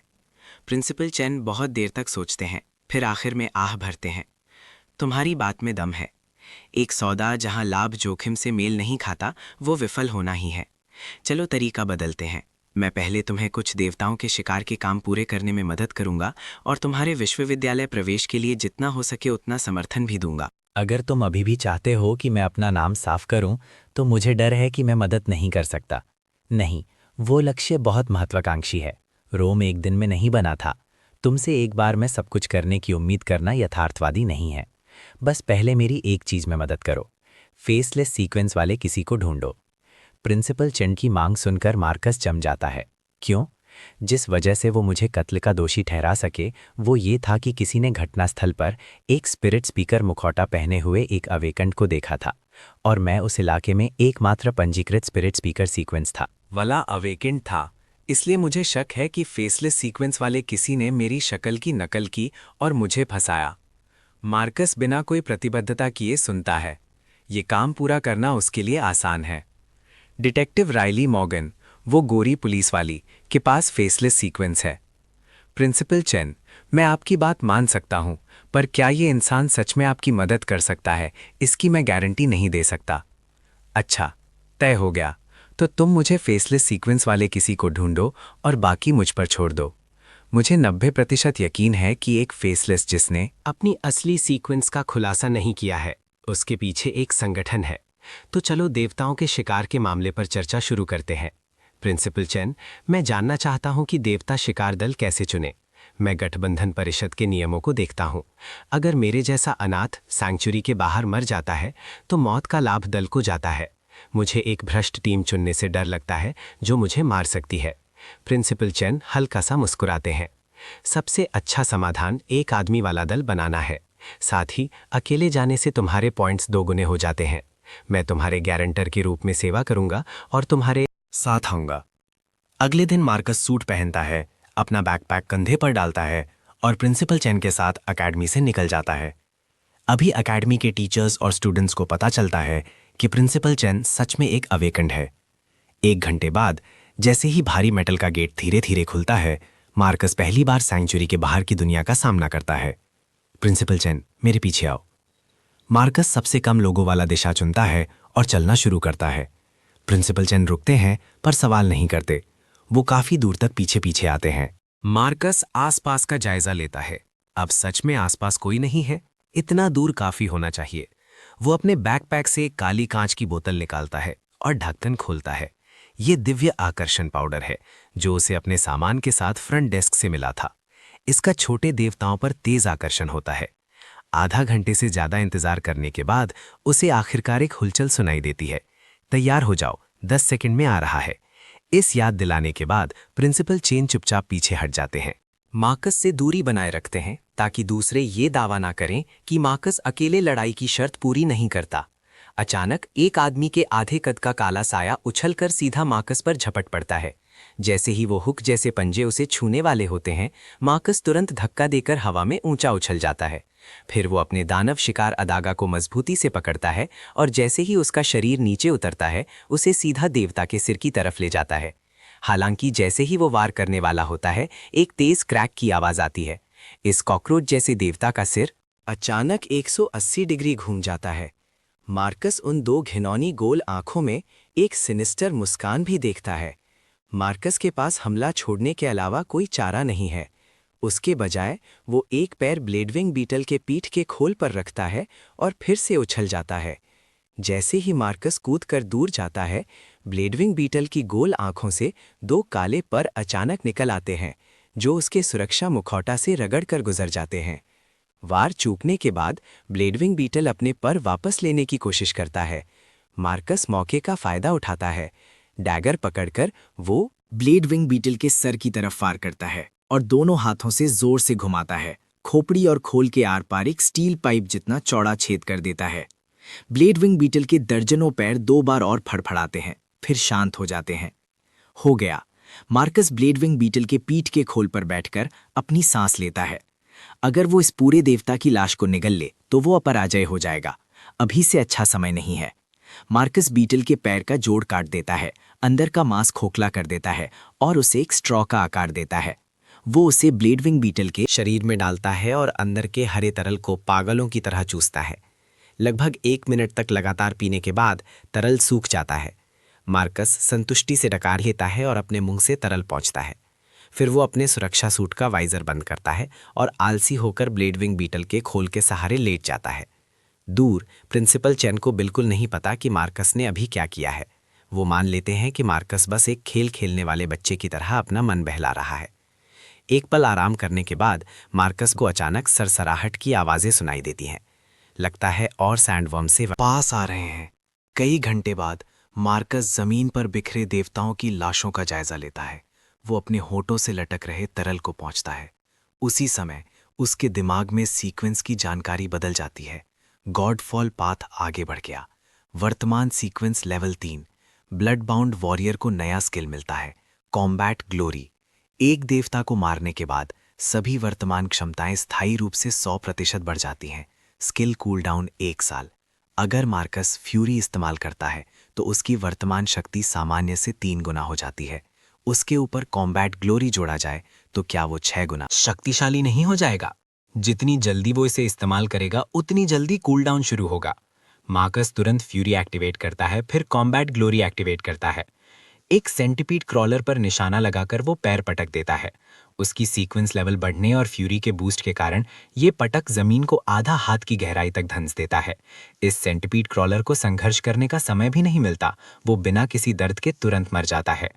आगे मार्कस अपने पूरे शरीर में एक शक्तिशाली ताकत महसूस करता है जो उसे हर तरह से बढ़ाती है। वो एक और पास के सेंटीपीड क्रॉलर पर पटक देता है। इस बार उसकी आधी पिंडली जमीन में धंस जाती है। अपने फूले हुए बैकपैक में आखिरी लूट का टुकड़ा ठूंसकर मार्कस प्रिंसिपल चिन को बुलाता है ताकि वो साथ में सैंक्चुरी वापस जा सकें। एग्जिट पर 40 मिनट से ज्यादा लाइन में इंतजार करने के बाद आखिरकार मार्कस की बारी आती है। जब वो अपना बैकपैक खोलता है तो आसपास के सभी लोग अपनी आंखें फैला लेते हैं और सांस रोक लेते हैं। क्रैश! शेल डिस्क्स तेजी से बैकपैक से बाहर निकलती हैं, पूरे फर्श पर बिखर जाती हैं। मार्कस हल्का सा मुस्कुराता है। कृपया जांच जारी रखें। आसपास एक अजीब सी शांति छा जाती है। एक पल के बाद किसी को आखिरकार एहसास होता है कि ये सभी शेल डिस्क्स इस एक ही किशोर मार्कस से आई हैं। असंभव! इतनी सारी शेल डिस्क्स अकेले करना तो भूल जाओ, यहाँ तक कि तुम और तुम्हारे पास वाला व्यक्ति मिलकर भी इतना नहीं पा सकते। कई दर्शक जो अपने आप को श्रेष्ठ समझते थे अब गुस्से से लाल हो जाते हैं और अपने पैर पटकने लगते हैं, जैसे वो मार्कस को फाड़ देना चाहते हों। ब्यूरो इंस्पेक्टर भी अपनी आंखें फैला लेता है और तेवर चढ़ाकर पूछता है, तुमने इतनी सारी शेल डिस्क्स कैसे हासिल की? इंस्पेक्टर का लहजा ठंडा और कठोर है, जैसे वो एक अपराधी से पूछताछ कर रहा हो। मार्कस शांति से जवाब देता है, क्या अवेकेंड एडमिनिस्ट्रेशन ब्यूरो के पास ऐसे नियम हैं जिनके तहत हमें देवताओं के शिकार की प्रक्रिया बतानी पड़ती है? इंस्पेक्टर का चेहरा बहुत नापसंद हो जाता है, पर उसके पास नियमों के अनुसार जांच जारी रखने के अलावा कोई चारा नहीं है। पूरी प्रक्रिया को पूरा करने में 2 घंटे से ज्यादा लगते हैं। आखिरकार इंस्पेक्टर मार्कस के देवता शिकार पुरस्कारों की घोषणा करता है। पहला, कुल 800 गॉड हंटर पॉइंट्स। क्योंकि ये एक अकेले का स्क्वाड है इसलिए पॉइंट्स 2 गुने हो जाते हैं, जिसके परिणाम स्वरूप 1600 पॉइंट्स मिलते हैं। दूसरा, कुल 8 लाख तांबे के सिक्के और 80 एवोल्यूशन सीरम की बोतलें। क्योंकि पुरस्कार की राशि बहुत बड़ी है इसलिए कृपया इसे पास के ब्यूरो ऑफिस से प्राप्त करें। मार्कस का मुंह लगभग एक मुस्कान में फट जाता है। 8 लाख तांबे के सिक्के 800 से ज्यादा चांदी के सिक्कों के बराबर हैं। वो रातों रात अमीर हो गया है। जैसे ही मार्कस अपना अब खाली बैकपैक उठाता है और मुड़ने और जाने वाला होता है, कोई अचानक बुलाता है। रुको। मार्कस मुड़ता है और उन लोगों में से एक को देखता है जिन्होंने उससे पहले सवाल किया था। तुम्हें क्या चाहिए? मैं तुम्हें बैटल अरीना में चुनौती देता हूं। मैं सैंक्चुरी 38 324 एग्जिट पर विशेषाधिकारों पर शर्त लगाऊंगा। मार्कस उलझन में दिखता है और प्रिंसिपल चेन की तरफ देखता है। क्या विशेषाधिकार? प्रिंसिपल चेन समझाते हैं, इस एग्जिट पर शीर्ष 5 पॉइंट संचायकों के पास विशेषाधिकार हैं। उन्हें पुरस्कारों पर अतिरिक्त 10% मिलता है। क्या तुम पागल हो? मैं तुम्हारे साथ शर्त क्यों लगाऊंगा? मार्कस जाने वाला होता है, पर वो आदमी फिर से उसका रास्ता रोक लेता है। मैंने अभी तुम्हारी फैंटम वॉकर सीक्वेंस चेक की। अगर मैं हार गया तो मैं तुम्हें एक गॉड हंटर हथियार दूंगा। मार्कस मना करने वाला होता है जब प्रिंसिपल चेन उसे एक तरफ खींच लेते हैं। वो कीमती है, तुम उसकी चुनौती स्वीकार कर सकते हो। गॉड हंटर हथियार क्राफ्टिंग सीक्वेंसेस वाले अवेकेंस द्वारा बनाए जाते हैं। पैसे से ये नहीं खरीदे जा सकते। हालांकि गॉड हंटर हथियार बेहतरीन है, मार्कस फिर भी स्वीकार नहीं कर सकता। वो एक हथियार के लिए अपनी फर्जी सीक्वेंस का पर्दाफाश नहीं कर सकता। जैसे ही वो मना करने वाला होता है, प्रिंसिपल चैन फिर से फुसफुसाते हैं, चिंता मत करो, बैटल अरीना नहीं देखता, अंदर सिर्फ तुम दोनों होगे। जो भी होगा किसी को पता नहीं चलेगा। मार्कस धीरे से पूछता है, अगर मैंने उसे मार दिया तो क्या कोई परेशानी होगी? एक बार जब तुम बैटल अरीना में घुस जाते हो तो जीना और मरना तुम्हारी अपनी जिम्मेदारी है। मार्कस की आंखें चमक उठती हैं। बिना परिणाम के मारना अब उसकी दिलचस्पी है। दायित्व मुक्ति पर हस्ताक्षर करने के बाद मार्कस उत्सुकता से बंद बैटल अरीना में प्रवेश करता है। डैक्स मुस्कुराता है और उसके पीछे पीछे अंदर जाता है। गेट धीरे धीरे बंद हो जाता है। अरीना को सील करते हुए, बंद गेट को देखते हुए बाहर एक दर्शक हंसता है। वो बच्चा खत्म। डैक्स के पास भी वही असासिन सीक्वेंस है, पर डैक्स लेवल 2 का है। वो उस बच्चे को आसानी से मार देगा। फिर वो प्रिंसिपल चेन से कहता है, दोस्त, क्या तुम उस बच्चे को हॉस्पिटल भेजने के लिए तैयार हो? प्रिंसिपल चेन घमंडी आदमी की तरफ देखता है और कुछ नहीं कहता। वो सोचता है, होस्ट बहुत झंझट, एक अंतिम संस्कार ही काफी होगा। अरीना में जैसे ही गेट बंद होता है, डैक्स तुरंत अपनी कमर से अदागा निकालता है, अपनी असासिन स्किल एक्टिवेट करता है और ब्लेड मार्कस की पीठ की तरफ घुमाता है। तुम छोटे से कीड़े, तुम अपनी अनजान लापरवाही की कीमत चुकाओगे। डैक्स ने पहले ही योजना बना ली है कि वो आगे मार्कस को कैसे प्रताड़ित करेगा। हालांकि जब उसे लगता है कि ये वार निश्चित रूप से लगेगा, उसके सामने मार्कस अचानक गायब हो जाता है। ये कैसे हो सकता है? जैसे ही घबराहट होती है, मार्कस पहले से ही उसके पास आ चुका है। मार्कस की क्षमताएं पहले से ही आम अवेकेंट से आगे हैं।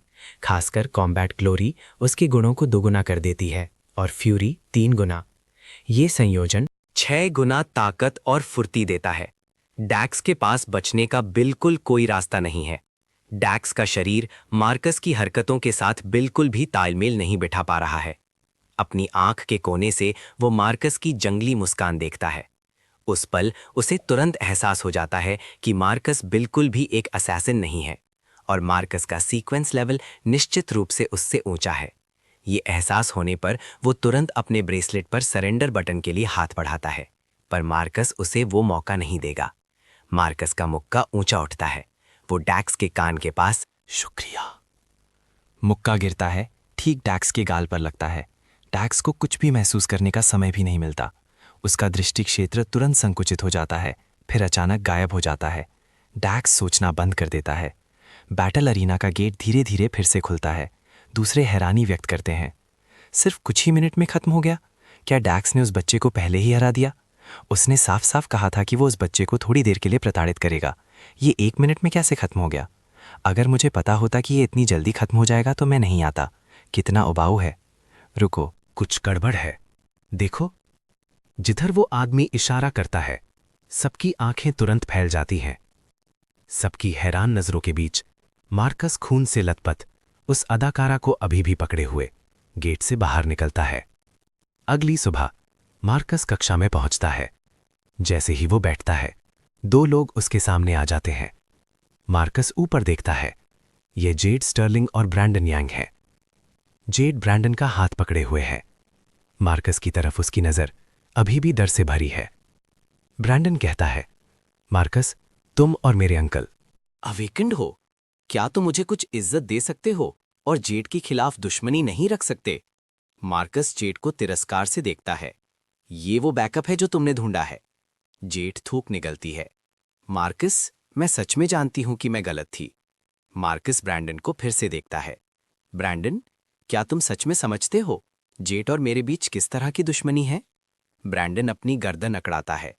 चाहे जो भी दुश्मनी हो, हम सब क्लासमेट हैं। क्या तुम मुझे कुछ इज्जत दे सकते हो और उसे जाने दे सकते हो? मुझे सच में नहीं पता कि किसने तुम्हें मुझसे इस तरह बात करने की हिम्मत दी है। तुम्हारा बेकार अंकल।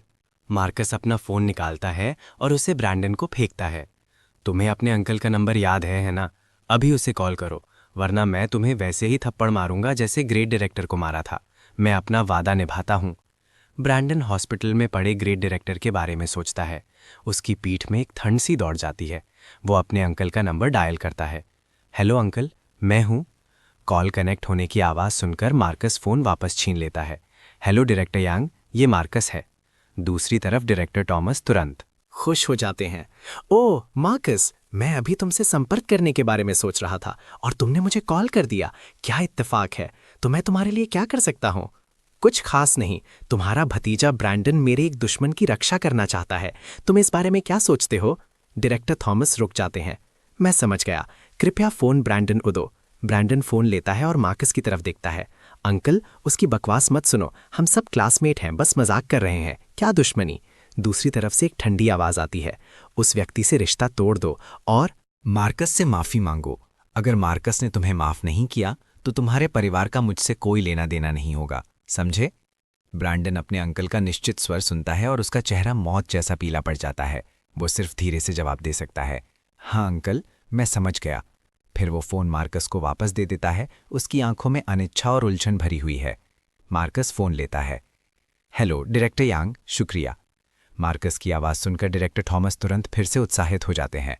मार्कस, तुम कब फ्री हो? चलो साथ में डिनर करते हैं। ज़रूर, जबकि आप डिनर करने में दिलचस्पी रखते हैं, मुझे साथ देने में खुशी होगी। आप समय और जगह चुनें। मार्कस फ़ोन काट देता है और ब्रैंडन और जेड की तरफ देखता है। ब्रैंडन, तुम्हारा क्या कहना है? ब्रैंडन तुरंत मार्कस के सामने झुक जाता है। मुझे माफ़ कर दो मार्कस, जो पहले हुआ वो मेरी गलती थी। मैं तुम्हारे और जेड के बीच के मामलों में अब और दखल नहीं दूंगा। ये सुनकर कि ब्रैंडन उसकी मदद नहीं करेगा, जेड घबरा जाती है और उसका हाथ पकड़ लेती है, उसे रोकने की कोशिश करती है। ब्रैंडन जानता है कि वो दोषी है और जेड की तरफ देखने की हिम्मत नहीं करता। वो उसका हाथ झटक देता है और कक्षा से चला जाता है। मार्कस दिलचस्पी से सिर हिलाता है। जेड, एक होशियार आदमी ढूंढने के लिए बधाई हो। अपने शांति के आखिरी पलों का आनंद लो। ये सुनकर जेड का रंग प्लास्टर जैसा पीला पड़ जाता है, बेजान। मार्कस एक अवेकेंड है और एक अनाथ है जिसकी कोई कमजोरी नहीं है। रुको, कमजोरियाँ? उसकी अपनी कोई कमजोरी नहीं है, पर उसके आसपास के लोगों की है। मार्कस का लाइब्रेरी में उस बूढ़ी औरत मिसेस रोज के साथ अच्छा रिश्ता लगता है, और विवियन चैन ज़रूर। ये सोचते हुए जेड की आंखें चमक उठती हैं। अगर वो इन लोगों पर लेवरेज हासिल कर सकती है तो शायद वो मार्कस को काम करने से हिचकिचाने पर मजबूर कर सकती है। क्लास के बाद मार्कस प्रिंसिपल के ऑफिस वापस जाता है। जैसे ही वो हमेशा की तरह सामग्री की समीक्षा कर रहा होता है, कोई अचानक प्रिंसिपल के ऑफिस का दरवाज़ा खटखटाता है।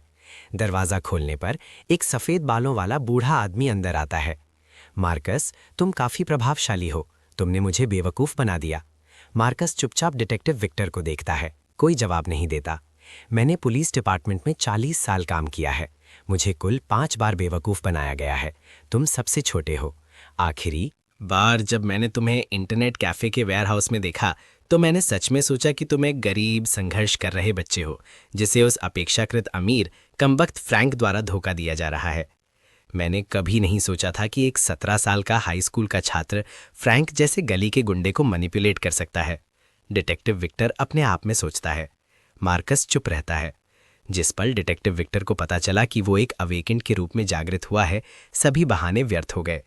2 दिन पहले अवेकेंड इन्फॉर्मेशन हॉल ब्राउज करते वक्त मैंने तुम्हारी फाइल देखी, मैं चौंक गया, इसीलिए मैं तुरंत इंटरनेट कैफे गया और फ्रैंक से तुम्हारे बारे में पूछा। अंदाजा लगाओ उसने क्या कहा। डिटेक्टिव विक्टर, क्या आप आज मुझसे ये पूछने आए हैं? मुझे नहीं लगता कि इन मामलों का मुझसे कोई लेना देना है। डिटेक्टिव विक्टर अपनी जीभ चटकाता है। तुम जानते हो फ्रैंक कुछ नहीं कहेगा, है ना? डिटेक्टिव विक्टर, मैं सिर्फ एक छात्र हूँ। आपके सवाल मेरे लिए बहुत जटिल है, मुझे समझ नहीं आता। तुम्हारे इंटरनेट कैफे की गतिविधियों के बारे में तुम्हारे और फ्रैंक के अलावा सिर्फ डेनिस को पता था। तुमने डेनिस को मारा और फ्रैंक बात करने से इनकार करता है, सच में? मैं तुम्हारा कुछ नहीं कर सकता। मार्कस का चेहरा अपरिवर्तित रहता है, पर उसका दिल कस जाता है। उसे उम्मीद नहीं थी कि डिटेक्टिव विक्टर डेनिस की मौत को उससे जोड़ देगा। वैसे भी तुम्हारे पास एक ठोस आलिबाय है। मैंने उस सुबह अकेडमी का सर्विलेंस चेक किया। तुम डेनिस के मरने के 10 मिनट से भी कम समय में स्कूल पहुंच गए थे, जिसका मतलब है कि कातिल तुम नहीं थे। डिटेक्टिव विक्टर की आंखों में अचानक एक धूर्त चमक आ जाती है। तुम्हें मुझसे पूछना चाहिए कि डेनिस कौन है। डिटेक्टिव के पूछताछ का सामना करते हुए मार्कस अपना सिर हिलाता है। जबकि मैं फ्रैंक को जानता हूं तो मैं डेनिस को कैसे नहीं जान सकता। डिटेक्टिव विक्टर अपनी मुट्ठी हल्का सा कस लेता है। तुम बहुत सावधान हो, एक जन्मजात अपराधी। हाँ, जैसा कि मैंने कहा, तुम्हारे पास अपराध करने का समय नहीं था। ये मानकर कि तुमने अभी तक अपनी सीक्वेंस एबिलिटीज जागृत नहीं की थीं, मार्कस सीधे से कहता है। पर मैंने सच में पिछले हफ्ते ही अपनी सीक्वेंस एबिलिटीज जागृत की हैं। नहीं, तुम ये दिखावा कर सकते हो कि तुमने पिछले हफ्ते ही जागृत किया है, जबकि तुम असल में सीक्वेंस एबिलिटीज बहुत पहले से इस्तेमाल कर रहे थे। मार्कस कंधे उचकाता है। डिटेक्टिव विक्टर, आपका सिद्धांत दिलचस्प है, पर आप इसे कैसे साबित करेंगे? डिटेक्टिव विक्टर आह भरता है। जैसा कि मैंने अभी कहा, तुम बहुत सावधान हो। तुमने डेनिस की लाश जला दी। उसका दिमाग पहले से ही पककर लहस बन चुका है। Eternal sequence ability death Seiko काम नहीं कर सकती। मार्कस गंभीरता से कहता है, डिटेक्टिव विक्टर, जो कुछ भी आप कह रहे हैं वो बिना सबूत के अनुमान है, इसलिए कृपया ये ना कहें कि मैंने डेनिस की लाश जलाई, क्योंकि मैंने ये नहीं किया। ठीक है, जैसा तुम चाहो। डिटेक्टिव विक्टर बेपरवाही से मुस्कुराता है और जारी रखता है। तुमने डेक्स की खोपड़ी तोड़ दी। उसका दिमाग बैटल अरीना में बिखरा हुआ था, जिसने हमें उसकी मौत से पहले की यादें पढ़ने से भी रोका। डैक्स को मारना मेरा पल भर के लिए नियंत्रण खोने का नतीजा था। मुझे माफ कर दो। रही बात आपकी बताई हुई दूसरी चीजों की, डिटेक्टिव, मुझे सच में नहीं पता। डिटेक्टिव विक्टर एक सिगार निकालता है और उसे जलाता है। तुम जानते हो, डेनिस के मरने से कुछ दिन पहले सैंक्चुरी 54,320 एग्जिट से 2 स्टॉप दूर हमें 3 जली हुई लाशें मिली। ये सुनकर मार्कस का पूरा शरीर अनिच्छा से तन जाता है। उसे उम्मीद नहीं थी कि डिटेक्टिव विक्टर इस मामले को भी जोड़ देगा। डिटेक्टिव विक्टर सिगार अपने मुंह में रखता है। उसके होंठों के कोने मुड़ जाते हैं और आराम से जारी रखता है। उन तीनों के ना सिर्फ खोपड़ी तोड़ी गई थी, बल्कि उन्हें बाद में जलाया भी गया था। जाना पहचाना लगता है ना? मार्कस शांत रहना चाहता है, पर उसके माथे पर अनिच्छा से पसीने की बूंदें बन जाती हैं। वो सिर्फ चुप्पी पर निर्भर करके अपना संतुलन बनाए रख सकता है। फिर डिटेक्टिव विक्टर वो शब्द कहते हैं जिन्हें मार्कस सबसे कम सुनना चाहता है। ये कत्ल सैंक्चुरी 54,320 एग्जिट पर एक कूड़ेदान में हुआ था, ठीक दिव्या अंशों के। रहस्यमयी रूप से गायब होने के बाद, मार्कस, क्या तुम्हें लगता है कि कोई संबंध है? मार्कस अपने स्वर तंत्र को कांपने से रोकने के लिए नियंत्रित करता है और धीरे धीरे बोलता है, पर आपके पास कोई सबूत नहीं है।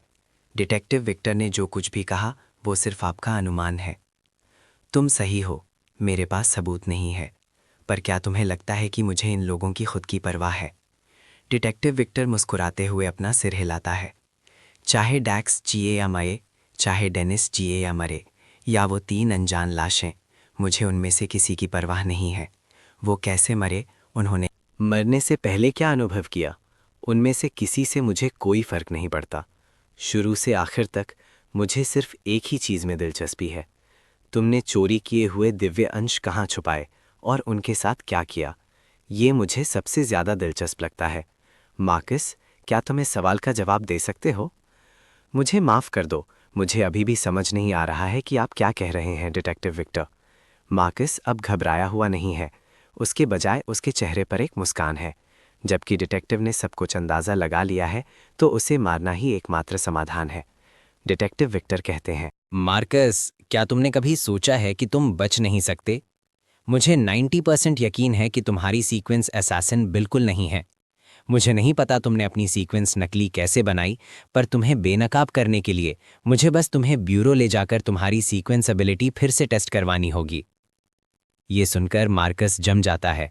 वो डिटेक्टिव विक्टर को थोड़ी हैरानी से देखता है और पूछता है, मुझे याद है कि कहा गया था कि एक बार जब ब्यूरो द्वारा अवेकेंट सीक्वेंस तय हो जाती है तो उसका दोबारा टेस्ट तब तक नहीं किया जाता जब तक कि अवेकेंट को दोषी न ठहराया गया हो। ऐसा हो ही नहीं सकता कि डिटेक्टिव विक्टर को ये बात ना पता हो। कुछ तो गड़बड़ है, जैसे एक चूहे को चीज की महक मिल गई हो। मार्कस अपनी कुर्सी के हत्थे को सहलाता है और गहरी सोच में पड़ जाता है। डिटेक्टिव विक्टर, मुझे अभी एक बात याद आई जो मुझे आपसे कंफर्म करनी है। हालांकि ब्लू स्टार पर कई बड़े सैंक्चुरीज हैं, पर वो एक दूसरे से जुड़े हुए नहीं हैं, है ना? यहाँ तक कि जो नेटवर्क हम आमतौर पर इस्तेमाल करते हैं वो भी सैंक्चुरी के अंदर का बस एक लोकल नेटवर्क है। सही है। डिटेक्टिव विक्टर नहीं जानते कि मार्कस ये सवाल क्यों पूछ रहा है, पर फिर भी हाँ में सिर हिलाते हैं। तुम सही हो। बड़े सैंक्चुरीज के बीच अनगिनत विशाल देवता घूमते रहते हैं। इंसानी ताकत वहां से गुजर नहीं सकती और नेटवर्क कनेक्शन स्थापित नहीं किए जा सकते। रही बात की कोइलेशन काउंसिल सैंक्चुरीज के बीच कैसे संपर्क करती है, तो पुलिस स्टेशन के इस बूढ़े आदमी को नहीं पता। मार्कस हाँ में सिर हिलाता है। डिटेक्टिव विक्टर, एक और सवाल, आप कहाँ से हैं? मार्कस का सवाल सुनकर डिटेक्टिव विक्टर के चेहरे पर मुस्कान बनी रहती है, पर उनकी आंखों में नरमी थोड़ी कम हो जाती है। मार्कस, तुम्हारा क्या मतलब है? डिटेक्टिव विक्टर, मैं थोड़ा और साफ कर देता हूं। आप किस सेंचुरी से हैं या किसी अनजान जगह से? खैर, आप इस सेंचुरी से तो नहीं हैं, है ना? ओ, और शायद मुझे आपको डिटेक्टिव विक्टर नहीं बुलाना चाहिए, क्योंकि असली डिटेक्टिव विक्टर ने इस सेंचुरी को कभी छोड़ा ही नहीं। डिटेक्टिव विक्टर अपनी मुस्कान गिरा देते हैं। मार्कस, तुम्हारी कहानी थोड़ी ज्यादा ही अजीब है ना? खैर, मेरे पास डिटेक्टिव विक्टर को सुनाने के लिए एक और कहानी है। 3 साल पहले सैंक्चुरी में अवेकेंस ने विरोध किया था, क्योंकि कोएलिशन काउंसिल सैंक्चुरी के अंदर अवेकेंट का बहुत बार टेस्ट कर रही थी। सीक्वेंस लेवल्स, सीक्वेंस स्किल्स, सब कुछ टेस्ट करना पड़ता था। इससे अवेकेंट बेहद असहज महसूस करने लगे, तो कुछ लोगों के संगठन के तहत बड़े पैमाने पर विरोध शुरू हो गया। उसके बाद कोएलिशन काउंसिल ने फैसला सुनाया कि अवेकेंट सीक्वेंस एबिलिटी का टेस्ट सिर्फ एक बार किया जाएगा। जब तक कि उस व्यक्ति को दोषी ना ठहराया गया हो, तब तक दूसरा टेस्ट नहीं किया जाएगा। ये सुनने के बाद डिटेक्टिव विक्टर के माथे पर शिकन पड़ जाती है और उनकी नजर सतर्क हो जाती है। डिटेक्टिव विक्टर, आप इस सैंक्चुरी के पुराने खिलाड़ी हैं। आपने उस विरोध में हिस्सा भी लिया था। आपको कोएलिशन काउंसिल की पॉलिसी बदलाव के बारे में कैसे नहीं पता? मार्कस की उंगलियां डेस्क पर धीरे से थपथपाती हैं। एक हाथ उसकी ठुड्डी को सहारा देता है। डिटेक्टिव, मैं बहुत उत्सुक हूं। आप आखिर हैं कहां से? और असली डिटेक्टिव विक्टर अब कहां दफन है? डिटेक्टिव विक्टर एक गहरी सांस लेते हैं। मार्कस, तुम्हें पता होना चाहिए कि मैंने सीधे तुम्हारी रिपोर्ट नहीं की, बल्कि तुमसे बात करने आया हूं। मेरा मतलब कोई नुकसान पहुंचाना नहीं है डिटेक्टिव विक्टर। आपको पता होना चाहिए, मैंने फोरम्स पर सीधे तुम्हारे बारे में पोस्ट नहीं किया, बल्कि यहां बैठकर तुमसे बात करना जारी रखा। मेरा भी कोई बुरा इरादा नहीं है। डिटेक्टिव विक्टर अपना सिर हिलाते हैं। मार्कस, मुझे यकीन है कि तुम्हारी सीक्वेंस देवताओं के खिलाफ लड़ने के लिए इंसानियत की उम्मीद हो सकती है। इसलिए मुझे उम्मीद है कि तुम सहयोग करोगे। सहयोग किसके साथ? इंसानी प्रयोग, जैविक चीरफाड़? मार्कस तिरस्कार से मुस्कुराता है। मुझसे इंसानियत की उम्मीद के बारे में बात मत करो। जब मेरे जीवन में कोई उम्मीद नहीं थी, तब इंसानियत मुझे बचाने कभी नहीं आई। क्योंकि तुम मुझ पर विश्वास नहीं करोगे, मैं और नहीं कहूँगा। बेशक, मैं अपने विचार और इच्छाएं तुम पर नहीं थोपूंगा। कुछ बातें तुम बाद में समझ जाओगे। अपनी बात खत्म करके डिटेक्टिव विक्टर एक बार फिर अपने गले में स्कार्फ लपेटते हैं और सोफे से उठ जाते हैं। डिटेक्टिव विक्टर को विदा करने के बाद मार्कस राहत की एक लंबी सांस लेता है। वो उस बूढ़े आदमी द्वारा चीर फाड़ के लिए ले जाए जाने से बस बचा ही था। बाल बाल बचा। साफ है, अगर उसका अंदाज़ा सही है तो डिटेक्टिव विक्टर ज़रूर किसी दूसरे सैंक्चुरी से आए हैं। इस तरह की चीज़ निश्चित रूप से एक साधारण इक्विलिब्रियम सीक्वेंस द्वारा हासिल नहीं की जा सकती, या शायद उनके पीछे कोई शक्तिशाली संगठन है। एकेडमी छोड़ने के बाद मार्कस एजुकेशन ब्यूरो के लिए बस लेता है। 5 बोतल सीरम देकर मार्कस डायरेक्टर थॉमस से यूनिवर्सिटी स्पेशल एडमिशन की योग्यता हासिल कर लेता है। डायरेक्टर थॉमस साफ तौर पर संतुष्ट नहीं है, लेकिन मार्कस का सख्त रवैया उन्हें और मांगने से डराता है। वो सिर्फ इस सौदे के लिए राजी हो सकते हैं। मार्कस के जाने के कुछ ही देर बाद एक थका हुआ अधेम उम्र का आदमी डायरेक्टर थॉमस के ऑफिस के दरवाजे पर दस्तक देता है। थॉमस, तुम्हारे काम में बाधा डालने के लिए माफ़ी चाहता हूँ। डायरेक्टर थॉमस को अपने भाई रॉबर्ट से ज़्यादा लगाव नहीं है। क्या बात है? वो छोटा कमीना ब्रैंडन घर आया और मुझे बताया कि आज सुबह क्लासरूम में क्या हुआ था। मुझे इतना गुस्सा आया कि मैंने उसे मारा, इसलिए मैं उसे यहाँ तुमसे माफ़ी मंगवाने लाया हूँ। ऐ छोटे कमीने, अंदर आओ और अपने अंकल से माफ़ी मांग। जब ब्रैंडन अंदर आता है तो खून के दौरे से उसके गाल सूजे हुए हैं और उसकी आंखें रोने के बाद लाल दिख रही हैं। अंकल, मुझे माफ़ कर दीजिए। डायरेक्टर थॉमस अपनी गर्दन घुमाते हैं और ब्रैंडन से कहते हैं, क्या मैंने तुम्हें नहीं बताया था कि सिर्फ इसलिए कि तुम मेरे भतीजे हो स्कूल में ऐसे बर्ताव मत करो जैसे वो जगह तुम्हारी है। मैं तुम्हें बता दूं, तुम आज खुशकिस्मत थे। मार्कस को मेरा लिहाज करना था, इसलिए उसने तुम्हारे साथ ज़्यादा कुछ नहीं किया, वरना अगर वो तुम्हें मार देता तो मैं तुम्हारे लिए इंसाफ भी नहीं मांग सकता था, समझे? ये सुनने के बाद रॉबर्ट हिचकिचाते हुए कहता है, टॉमस, क्या मार्कस सिर्फ एक छात्र नहीं है? वो किसी को कैसे मार सकता है? ब्रैंडन का इतना नाफरमान होना सब तुम्हारे उसे बिगाड़ने की वजह से है। थॉमस धांधेपन से रॉबर्ट की तरफ इशारा करते हैं। मैंने तुम्हें पहले ही चेतावनी दी है, मार्कस ऐसा इंसान नहीं है जिसे तुम उकसा सको। आज उसने कहा कि उसकी उस लड़की के साथ जानी दुश्मनी है, वो पक्का अब ज्यादा देर तक जिंदा नहीं रहेगी। अगर तुमने और मुसीबत खड़ी की और अपनी जान गंवा बैठे तो मुझसे मदद की उम्मीद मत करना।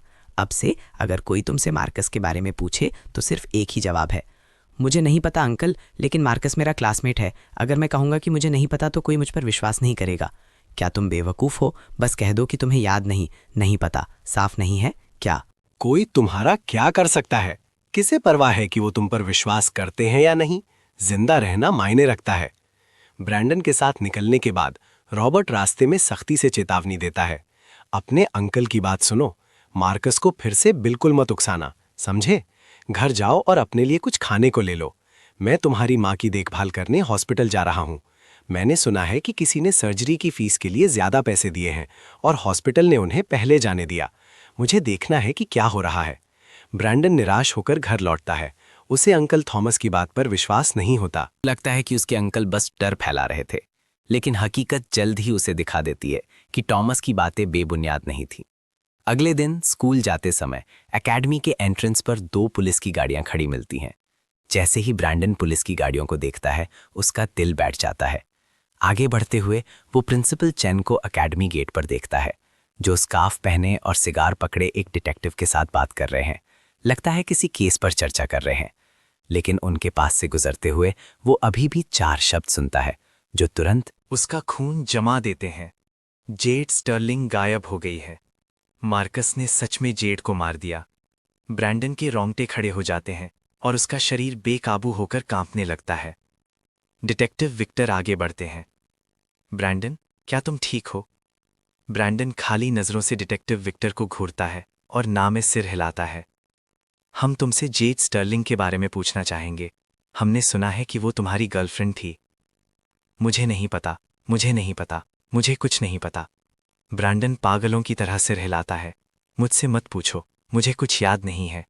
डिटेक्टिव विक्टर तवार चढ़ाते हैं। ब्रैंडन की हालत साफ दिखाती है कि वो कुछ जानता है। जेड स्टर्लिंग मार्कस की क्लासमेट है। अंतर्ज्ञान उन्हें बताता है कि ये मामला मार्कस से जुड़ा है। इस वक्त मार्कस प्रिंसिपल के ऑफिस में सो रहा है जब खटखटाने की आवाज उसे जगाती है। दरवाजा खोलने पर वो एक सफेद बालों वाले बूढ़े आदमी को देखता है। डिटेक्टिव विक्टर, हम फिर से क्यों मिल रहे हैं? क्या आप हमारी एकेडमी को अपने पुलिस स्टेशन के ऑफिस की तरह समझ रहे हैं? रोज यहाँ आ रहे हैं? डिटेक्टिव विक्टर मार्कस के रूखे रवैये का बुरा नहीं मानते। प्रिंसिपल के ऑफिस में तिरछे होकर घुसते हैं और पास के सोफे पर बैठ जाते हैं। मैं आज तुमसे दूसरे मामलों के बारे में पूछने आया हूं। मार्कस घिन से देखता है। बोलिए, अब क्या है? जेड स्टर्लिंग कल रात गायब हो गई। क्या तुम्हें पता था जेड गायब हो गई है? ये सुनने के बाद मार्कस तेवर चढ़ाता है।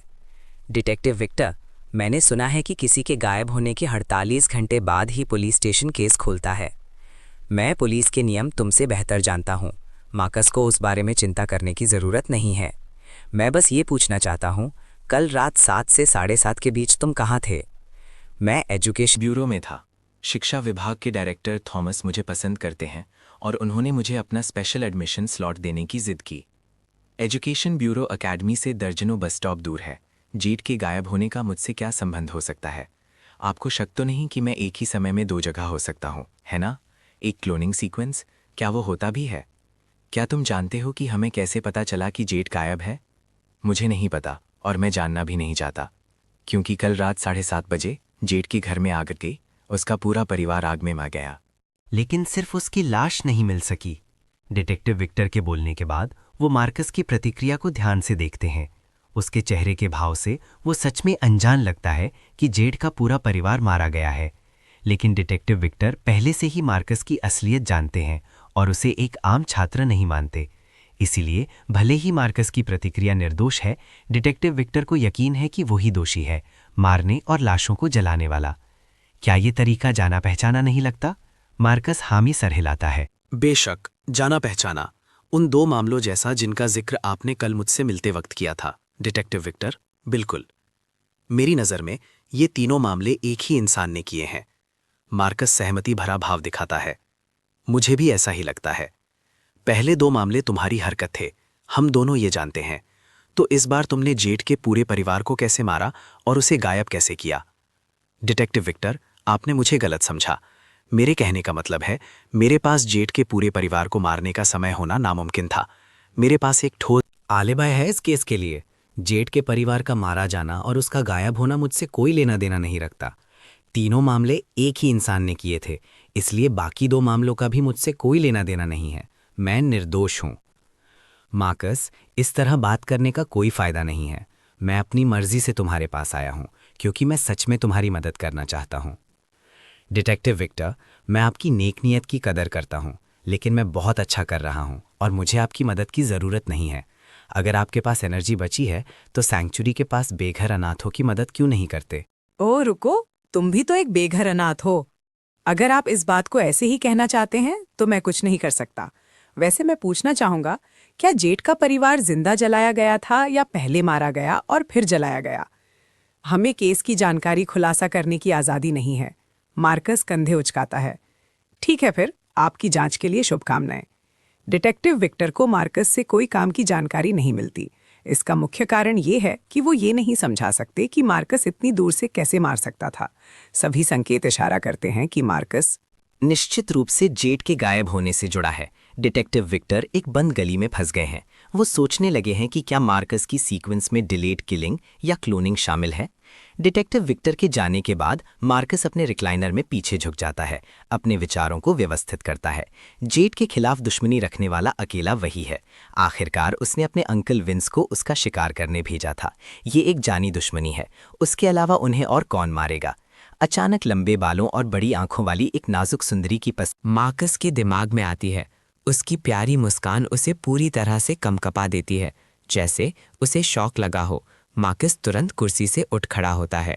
मार्कस लाइब्रेरी पहुंचता है। वो देखता है कि विवियन चैन अभी भी चुपचाप अकेले सवाल हल कर रही है। मैं तुमसे कुछ पूछना चाहता हूँ। वो मैं थी। विवियन सीधे अपना जवाब देती है, मार्कस को शांति से देखते हुए। वो मुझे नुकसान पहुंचाना चाहती थी, इसलिए मैंने उसे मार दिया। क्या कोई समस्या है? खैर, कोई समस्या नहीं है। उसका पूरा परिवार एक के बाद एक मुझे परेशान कर रहा था, इसलिए मैंने उसके पूरे परिवार को मार दिया। क्या कोई समस्या है? कोई समस्या नहीं है, बस इतना ही। फिर कुछ शब्द बोलने के बाद विवियन अपने सवाल हल करने लगती है। हालांकि मार्कस अभी भी थोड़ा उत्सुक है, पर वो और नहीं पूछता, क्योंकि उसके पास भी ऐसे राज हैं जो वो बता नहीं सकता। जैसे ही मार्कस क्लास जाने की तैयारी करता है, अचानक उसे रोने की आवाज़ सुनाई देती है। एक गोल चेहरे वाली छोटी लड़की लाइब्रेरी के एंट्रेंस पर खड़ी रोती है और पूछती है, सुनिए, मार्कस कौन है? मार्कस वहाँ जाता है और नीचे बैठता है। मैं मार्कस हूँ, क्या हुआ? मेरी दादी मिसेस रोज हैं। अनहेन हॉस्पिटल में मारा गया और उनके पैसे चोरी कर लिए गए। उन्होंने मुझे बस लेकर वापस आने और तुम्हें ढूंढने के लिए कहा। मार्कस का चेहरा ठंडा पड़ जाता है। वो विवियन की तरफ मुड़ता है। मुझे मिसेस रोज को देखने जाना है। आज फिर लाइब्रेरी बंद करने की तकलीफ देने के लिए माफ़ी चाहता हूँ। हॉस्पिटल पहुंचने पर उसे डिसइंफेक्टेंट की महक आती है। लिली रोज के पीछे हॉस्पिटल में चलते हुए जल्द ही वो डॉक्टर्स और नर्सेस के एक समूह को इकट्ठा देखता है, जिनके पास सादे कपड़ों में कई लंबे हट्टे कट्टे आदमी खड़े हैं। मिसेस रोज को खून से लथपथ देखकर मार्कस अपना जबड़ा कैसे लेता है? मैं मिसेस रोज का परिवार हूं, रास्ता दीजिए। नर्स अभी भी हिचकिचाती है, ये देखकर कि मार्कस सिर्फ एक छात्र लग रहा है। उसे डर है कि वो भी उस बूढ़ी औरत की तरह बन जाएगा जिसे उन गुंडों ने बिना किसी वजह के अधमारा कर दिया। वो प्यार से पूछती है, तुम अभी छोटे हो, ज्यादा जोश में मत आओ। बोलते हुए नर्स मार्कस को एक नज़र देती है, ये इशारा करते हुए कि पास खड़े हट्टे कट्टे आदमियों से निपटना आसान नहीं है। मार्कस नर्स को देखकर सिर हिलाता है। शुक्रिया, पर चिंता मत कीजिए, मैं ठीक रहूंगा। ये देखकर कि मार्कस एक आम हाई स्कूलर के विपरीत थोड़े संयम से बात कर रहा है। नर्स उत्सुकता से पूछती है, तुम कौन हो? मार्कस उन गुंडों को देखता है, कोई ऐसा जो उन्हें बिना परिणाम भुगते मार सकता है। इन शब्दों पर सब लोग जम जाते हैं। सिर्फ एक तरह का इंसान बिना परिणाम भुगते मार सकता है, अवेकेंड। ये सुनकर नर्स जानती है कि वो दखल नहीं दे सकती और जल्दी से लिली रोज को पकड़कर भाग जाती है। इस बीच हट्टे कट्टे आदमी डर से एक दूसरे को देखते हैं, हिलने की हिम्मत नहीं करते। मार्कस का चेहरा काला पड़ जाता है। वो शांति से पास के एक डॉक्टर से पूछता है, मैं जानना चाहता हूं, क्या उन्हें अभी भी बचाया जा सकता है? डॉक्टर्स एक दूसरे को देखते हैं और आह भरते हैं। भले ही हम उन्हें बचा लें, वो बुजुर्ग हैं। अगर हम बचा भी लेते हैं तो शायद वो बिस्तर पर ही रहेंगी। इसके अलावा उनकी पेट के कैंसर की सर्जरी होने वाली थी। इन चोटों के साथ सर्जरी उन्हें मार देगी। मार्कस सिर हिलाता है। तो अगर उन्हें चोट नहीं लगती तो वो सर्जरी के बाद अच्छे से ठीक हो जाती है ना? लगभग। बूढ़ी औरत कल हॉस्पिटल आई थी। उनके सारे टेस्ट रिजल्ट्स अच्छे थे। कैंसरस पेट के टिश्यू को हटाने के बाद ठीक होना मुश्किल नहीं होता। पास खड़ा एक गुंडा तुरंत इस डॉक्टर की तरफ उंगली उठाता है और दहाड़ता है, बकवास। अभी तुमने साफ साफ कहा था कि इस बूढ़ी औरत को बचाया नहीं जा सकता, चाहे वो घायल हो या नहीं। डॉक्टर गुंडे को डर से देखता है। और तुमने ही मुझे अभी ऐसा कहने को कहा था, मैंने असल में कभी ऐसा नहीं कहा। गुंडे की आंखें बाहर निकल आती हैं। तुम बकवास कर रहे हो, पिटने का शौक है? गुंडा डॉक्टर को मुक्का मारने के लिए अपनी मुट्ठी उठाता है। बूम! अचानक गुंडे के सामने एक धुंधली तस्वीर आती है। गुंडा एक तोप के गोले की तरह उड़ता है, कॉरिडोर में शेल्फ्स की एक कतार से टकराता है। मार्कस अपनी मुट्ठी वापस खींचता है और जमीन पर पड़े गुंडे को एक नज़र देखता है। फिर मिसेस रोज की छाती को हल्का सा उठते और गिरते हुए देखना जारी रखता है। सब लोग दंग रह जाते हैं, हिलने या बोलने की हिम्मत नहीं करते। मार्कस उन पर ध्यान नहीं देता। मिसेस रोज के खून से सने चेहरे को देखकर वो धीरे धीरे अपनी मुट्ठियां कसता है। कृपया पहले उन्हें बचाने जाइए, पैसे की कोई समस्या नहीं है, मैं दे दूंगा। ये सुनकर डॉक्टर्स राहत महसूस करते हैं। हाँ, हम अभी उन्हें बचाने जाते हैं। मार्कस उन गुंडों के पीले पड़े चेहरों को देखता है और आखिरकार उसकी नज़र एक थोड़े छोटे कद के अधेड़ उम्र के आदमी पर टिकती है। हालांकि ये अधेड़ उम्र के आदमी भी थोड़ा डरा हुआ है, फिर भी वो सीधे मार्कस की आंखों में आंखें डालने की हिम्मत करता है। उसके पास भरोसा करने के लिए कुछ है। तुम उनसे अलग हो, तुम सबसे कम काम के लगते हो, इसीलिए तुम ही इनके लीडर होगे। अधेड़ उम्र का आदमी जबरदस्ती खुद को सीधा खड़ा करता है और अकड़कर कहता है, तो क्या अगर मैं हूं? ये मत सोचो कि तुम अकेले अवेकेंड हो। सैंक्चुरी छिपे हुए प्रतिभाओं से भरा है। तुम बस आप नहीं खो सकते। मार्कस सर हिलाता है। सही बात है, मैं तुम्हारी बात से सहमत हूं, इसलिए मैंने अभी तक तुम पर हमला नहीं किया। लेकिन तुमने उन्हें इतनी बुरी तरह घायल किया। इस मोड़ पर सिर्फ धमकी देने से काम नहीं चलेगा। मुझे बताओ तुम्हारे पीछे कौन है? बोलते हुए मार्कस अपना फोन निकालता है।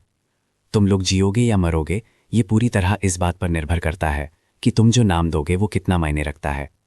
मार्कस अपना फोन पकड़े हुए अपने सामने खड़े अधेड़ उम्र के आदमी को ठंडेपन से देखता है। आदमी का दिल बिना वजह घबराता है।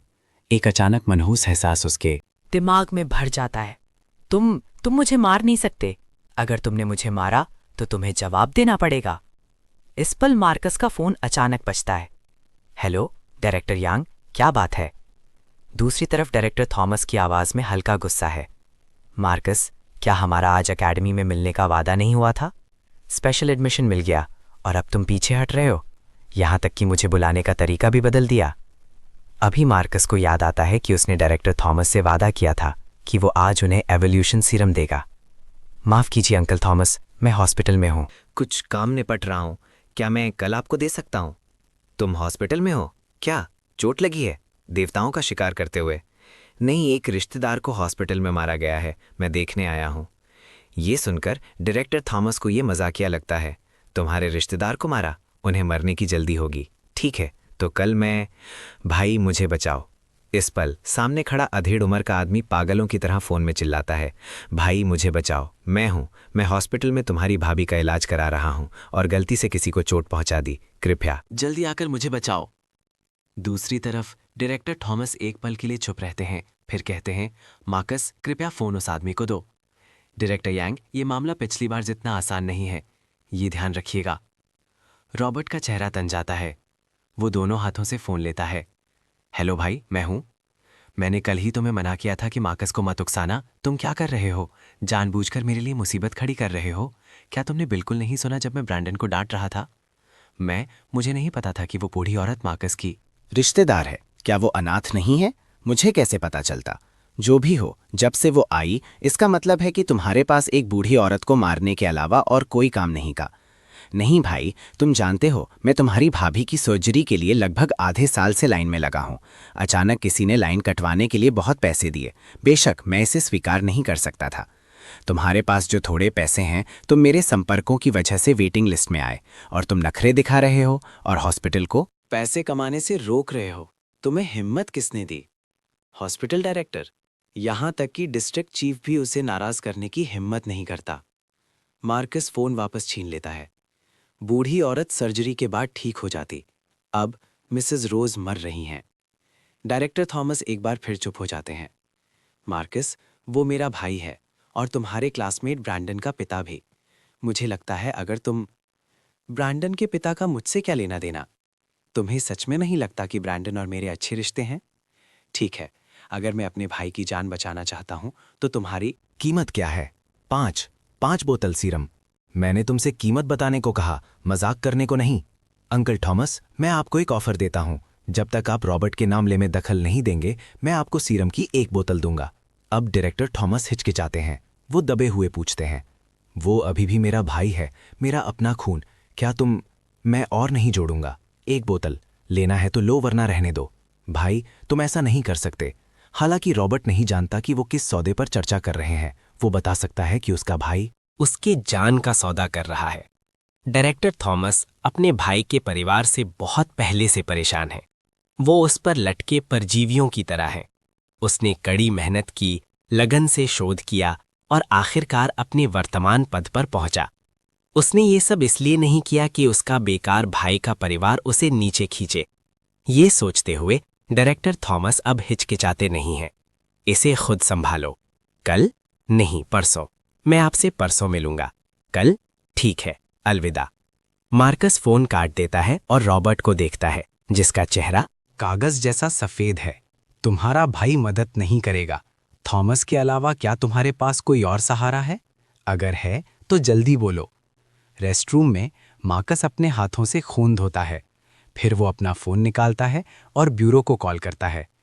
हेलो, हाँ, बात यह है, मैंने अभी कुछ लोगों को मारा है। मैं खुद को हवाले कर रहा हूँ। जल्द ही फॉर्मल कपड़ों में 2 लोग चलते हुए आते हैं। वो थोड़े हैरान लगते हैं।